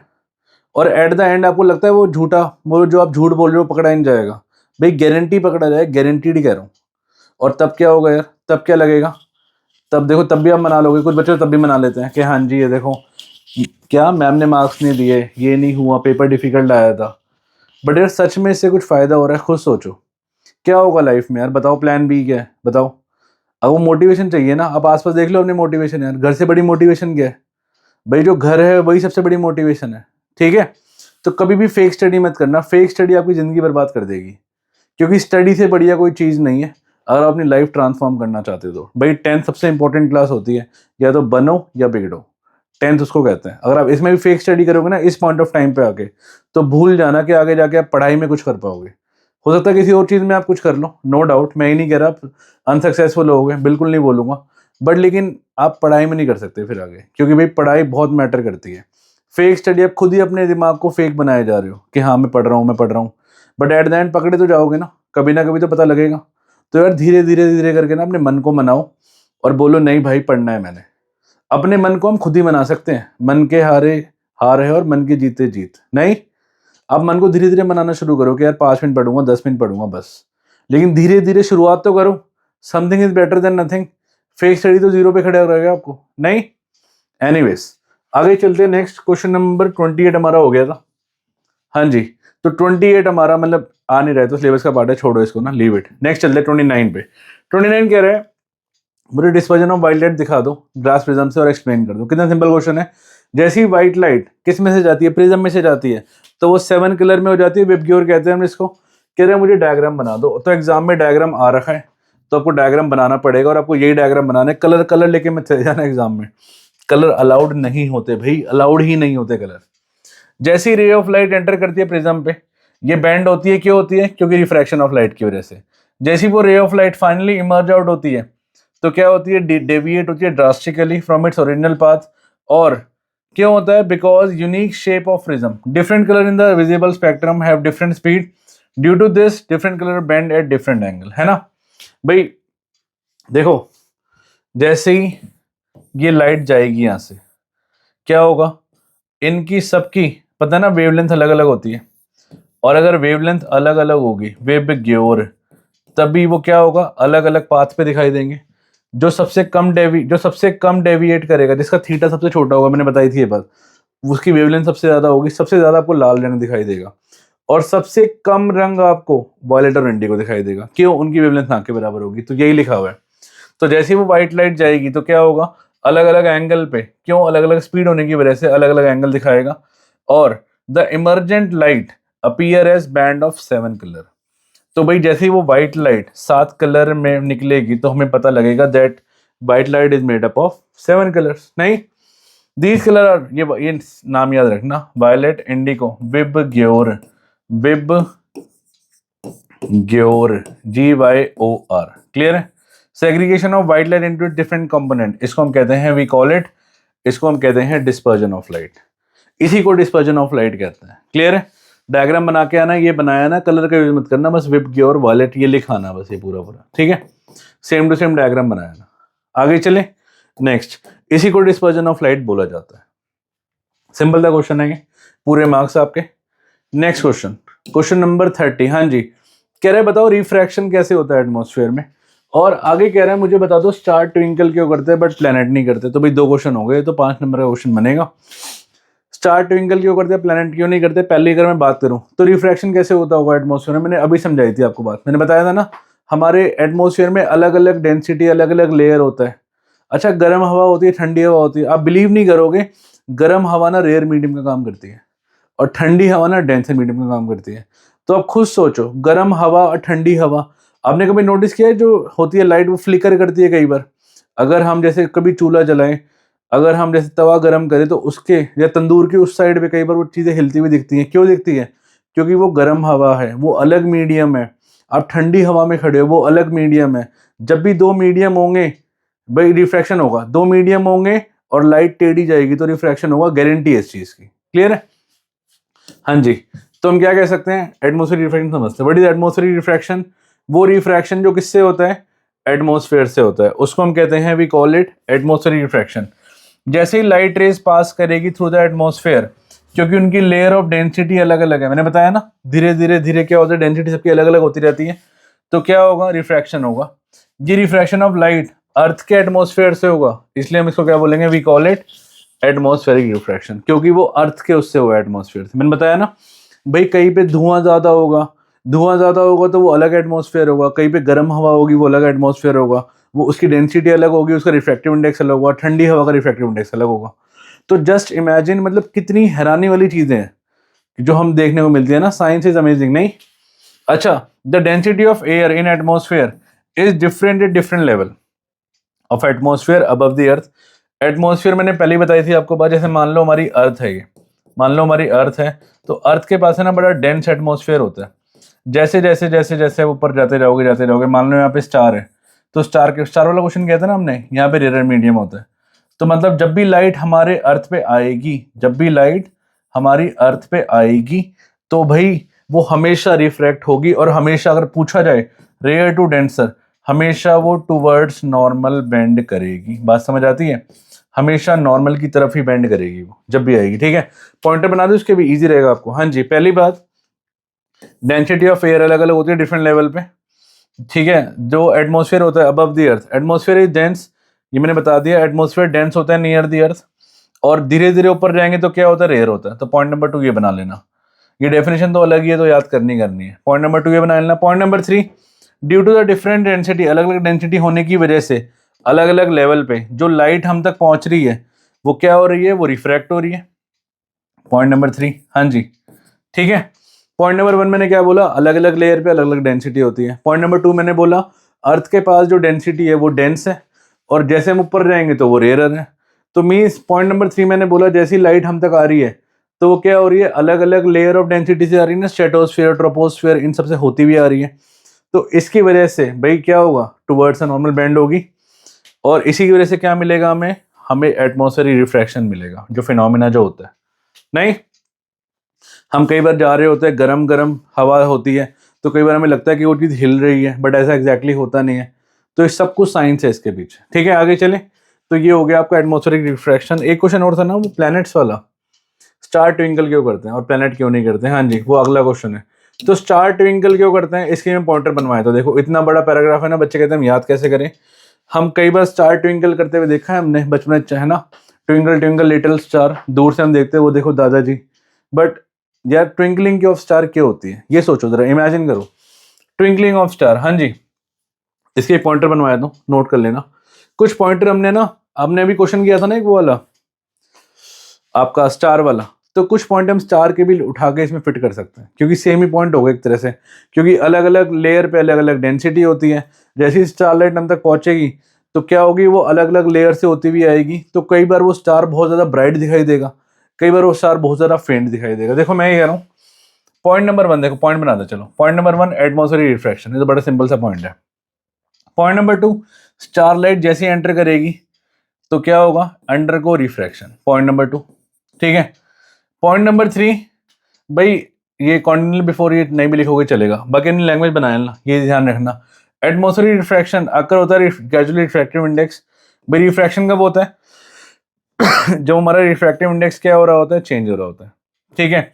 और ये बात मैंने बताई है अभी आपको, जस्ट अभी बताई है कि जो एटमॉस्फेयर होता है वो बेंड करता है स्टार लाइट को टूवर्ड्स द नॉर्मल। समझ आ रही है बात, क्योंकि हमारे जो अर्थ पे जो एटमॉस्फेयर होता है, अर्थ के पास वो बड़ा डेंस एटमॉस्फेयर होता है, और जो ऊपर जो एटमॉस्फेयर होता है वो बड़ा रेयर एटमॉस्फेयर होता है। तो जैसी लाइट आएगी तो वो कैसे बेंड होगी, it will bend towards the normal. तो मतलब जो एपरेंट पोजीशन है स्टार की वो एक्चुअली डिफरेंट होगी ना फ्रॉम इट्स एक्चुअल पोजीशन। देखो वही पॉइंट आ गया ना, मतलब स्लाइड स्टार थोड़ा क्या होगा, ऊपर दिखाई देगा बट होगा नीचे। When view near the horizon, जो एपरेंट पोजीशन है स्टार की, जो एपरेंट पोजीशन है स्टार की वो स्टेशनरी नहीं है, स्टार बहुत दूर है। तो भैया आप ऐसे इमेजिन करेंगे वो point size source of light होता है, ठीक है। तो मतलब जैसी जो उनसे जो लाइट आ रही है, जो लाइट उनसे आ रही है वो धीरे धीरे चेंज होगी ना, जो एपरेंट पोजीशन है वो भी फ्लक्चुएट करेगी। समझ आ रही है बात भाई। अब देखो इन पॉइंट को समझते हैं। आई थिंक ये पॉइंट क्लियर होगा। एटमॉस्फेरिक रिफ्रैक्शन होता है क्योंकि रिफ्रैक्शन एटमॉस्फेयर में अलग अलग लेयर होती है। स्टारलाइट जैसी अर्थ में एंटर करती है तो क्या होता है, रिफ्रैक्शन होती है, ये मैंने बता दिया आपको बात। पॉइंट नंबर 3 रिफ्रैक्शन होती जब है जब रिफ्रैक्टिव इंडेक्स अलग अलग होता है, क्योंकि तभी तो बेंडिंग होगी। देखो रिफ्रैक्शन वर्ड है ना, कई बच्चों को पता नहीं होता। रिफ्रैक्शन आप ऐसे याद रखो, लाइट का बेंड होना, जब लाइट थोड़ी सी मुड़ती है, ठीक है। क्यों होती है, क्योंकि है ना दो अलग अलग मीडियम क्रिएट हो जाते हैं। अब वो दो अलग मीडियम कुछ भी हो सकते हैं, मैंने आपको बताया, गर्म हवा, ठंडी हवा, डस्ट वाली हवा, थोड़ा सा छोटे डस्ट वाली हवा, ट्रोपोस्फेयर, स्ट्रेटोस्फेयर, इन सब में अलग अलग आपका हो सकता है। अच्छा, एपरेंट पोजीशन जो स्टार की है वो अलग होती है, अभी हमने क्वेश्चन किया था कुछ टाइम पहले ही। अच्छा, मीन जो एपरेंट पोजीशन स्टार की स्टेशनरी नहीं है, मतलब स्टार भाई स्टार की एपरेंट पोजीशन है वो चेंज हुए जा रही है, हुए जा रही है। तो जो मतलब आप तक जो लाइट पहुंच रही है स्टार की वो भी चेंज हुए जा रही है, हुए जा रही है। तो कभी ऐसा होगा कि आप तक लाइट पहुंच जाएगी, क्योंकि वो कई बार लाइट पहुंच गई तो आपको लगेगा देखो वो लाइट क्या कर रही है, वो देखो क्या कर रहा है, ट्विंकल कर रहा है। बट कई बार ऐसा भी होगा कि लाइट आप तक नहीं पहुंचेगी तो आपको लगेगा देखो वो ट्विंकल नहीं कर रहा। बस यही है, क्यों, क्योंकि जो ऊपर से लाइट आ रही है वो अलग अलग डेंसिटी ऑफ लेयर से आ रही है ना, एयर से। भाई अलग अलग जगह पे क्या है, एयर की डेंसिटी अलग अलग है। नहीं, एपरेंट पोजीशन ऑफ स्टार कभी भी स्टेशनरी नहीं होता। तो जो पॉइंट द सोर्स हम तक आ रही है वो क्या कर रही है, वो धीरे धीरे फ्लक्चुएट कर रही है। इट मीन जो हमारी आंखों में जो स्टारलाइट आ रही है वो भी तो फ्लक्चुएट कर रही है। तो कई बार वो ऐसा लगेगा कि बहुत ज्यादा ब्राइट है भाई, बहुत ज्यादा, वो देखो दादाजी, और कई बार ऐसा लगेगा बहुत ज्यादा फेंट है। मैंने आपको 9-10 पॉइंट बनवा दिए, मैं कह रहा हूँ इन 9-10 में से ना आप सिर्फ गिनती के 4-5 पॉइंट याद रख लो, ये एंड वाले, बस इन्हीं को बना के लिखा ना, फुल मार्क्स मिल जाएंगे। क्लियर है, कंसेप्ट समझ आ गया भाई। जैसे स्टारलाइट एंटर करती है अलग अलग डिफरेंट डेंसिटी होने की वजह से, पहली बात स्टार की पोजीशन स्टेशनरी नहीं है, स्टार की पोजीशन चेंज होती जा रही है। तो मतलब जो स्टारलाइट हम तक एंटर कर रही है तो वो भी पोजीशन चेंज होगी। और स्टारलाइट हमेशा टुवर्ड्स नॉर्मल बेंड होती है। क्यों टुवर्ड्स नॉर्मल बेंड होती है, क्योंकि अर्थ पे बहुत डेंसर होता है और ऊपर क्या होता है, रेयर होता है। तो मीन्स अगर टुवर्ड्स नॉर्मल बेंड होगी तो स्टारलाइट जो हम तक पहुंचेगी वो भी बेंड होगी, वो बेंड होगी तो कई बार हम तक वो पहुंच जाएगी तो हमें लगेगा देखो वो ट्विंकलिंग ऑफ स्टार हो रहा है। बट कई बार हम तक नहीं पहुंचेगी तो हमें लगेगा कि वो ट्विंकलिंग ऑफ स्टार नहीं हो रहा। सिंपल है, कई बार दिखाई देगा, कई बार नहीं दिखाई देगा। तो ये क्वेश्चन है आपको, ये मैंने आपको पॉइंटर बनवाए हैं, पॉइंटर लिख लेना अपनी कॉपी में ना, इजी रहेगा आपके लिए। क्लियर है, इसको नोट करो, बहुत प्यारा क्वेश्चन है, एग्जाम में कई बार आ रखा है और मोस्ट फेमस क्वेश्चनों में से ये भी। नोट करो, प्लेनेट ट्विंकल क्यों नहीं करते भाई, प्लेनेट ट्विंकल इसलिए नहीं करते। अच्छा एक सेकंड, सॉरी, ये क्वेश्चन में था ना, प्लेनेट ट्विंकल क्यों नहीं करते, एक second. But not the planet, why do star twinkle but not the planet. तो मैं यहाँ लिखवा देता हूँ कि प्लेनेट ट्विंकल क्यों नहीं करते। हाँ जी, तो प्लेनेट ट्विंकल क्यों नहीं करते, तो हम कुछ पॉइंट लिख सकते हैं कि भाई जैसे मान लो कि planet are much closer to the earth, planet are much closer to the earth, to the earth, ठीक है। उनके पास खुद की लाइट तो होती नहीं, वो सन की लाइट को रिफ्लेक्ट करते हैं। पॉइंट नंबर 2, ठीक है, they are extended source of light, they are extended source of light. अब आप इमेजिन करो कि मान लो यहाँ पे अर्थ है, मान लो, और अगर प्लैनेट्स के मान लो लाइट आ भी रही है 1%, तो आप एक दूसरे को क्या करोगी, वो एक दूसरे को कैंसिल आउट कर देगी। हाँ जी, when we consider a planet, we consider a planet a large amount of source of light, a large amount of source of light। भाई अगर हम इसको समझेंगे कि बहुत सारी लाइट आ रही है उसमें से, मान लो, देन टोटल वेरिएशन, जो टोटल वेरिएशन हो रही है in that source of light, in that source of light will average out to be zero. समझ आ रही है बात? Will average out to be zero, भाई बिल्कुल जीरो बना देगी। Therefore nullify the twinkling effect. भाई आपके ट्विंकलिंग इफेक्ट को क्या कर देगी, वो नलिफाई कर देगी। Therefore nullify the twinkling effect. तो the total variation in the source of light, imagine करो, मैंने आपको ये कह रहा, देखो जैसे मान लो बहुत सारी सोर्स ऑफ लाइट हम तक आ रही है, तो मतलब अगर बहुत सारी लाइटें आ रही है तो ऐसे इमेजिन करो कुछ पॉजिटिव आ रही है, कुछ नेगेटिव आ रही है, कुछ पॉजिटिव आ रही है, कुछ नेगेटिव आ रही है, तो भाई सबकी जो टोटल जो एवरेज निकल के आएगी उन सब की वो जीरो कर देगी। तो इसलिए प्लैनेट ट्विंकल नहीं करते, ठीक है। एक दूसरे को क्या कर देगी, क्रॉस आउट कर देगी, और है ना पूरा का पूरा ट्विंकलिंग इफेक्ट खत्म कर देगी। क्लियर है? तो ये था आपका क्वेश्चन। 5 नंबर हमारे बन चुके हैं पूरे के पूरे। क्लियर है? आई होप आप सबने नोट कर लिया होगा। आई थिंक हमारा खत्म हो चुका है, बचा है भी कोई पार्ट? हाँ खत्म हो चुका है। ट्विंकलिंग मैंने बता ही दिया, मार्क करवा दिया आपको, ठीक है। हाँ जी, तो हमारा पूरा का पूरा चैप्टर खत्म हो चुका है ह्यूमन आई। इसके बाद भी अगर आपको कोई डाउट रह जाता है तो आप कमेंट में लिखना, I will definitely help you, या फिर आप मुझे डायरेक्टली भी कॉन्टैक्ट कर सकते हैं, ठीक है। जब तक के लिए पढ़ते रहिए, हंसते रहिए, और हम नेक्स्ट वीडियो में मिलते हैं। Okay, ta-ta, bye bye.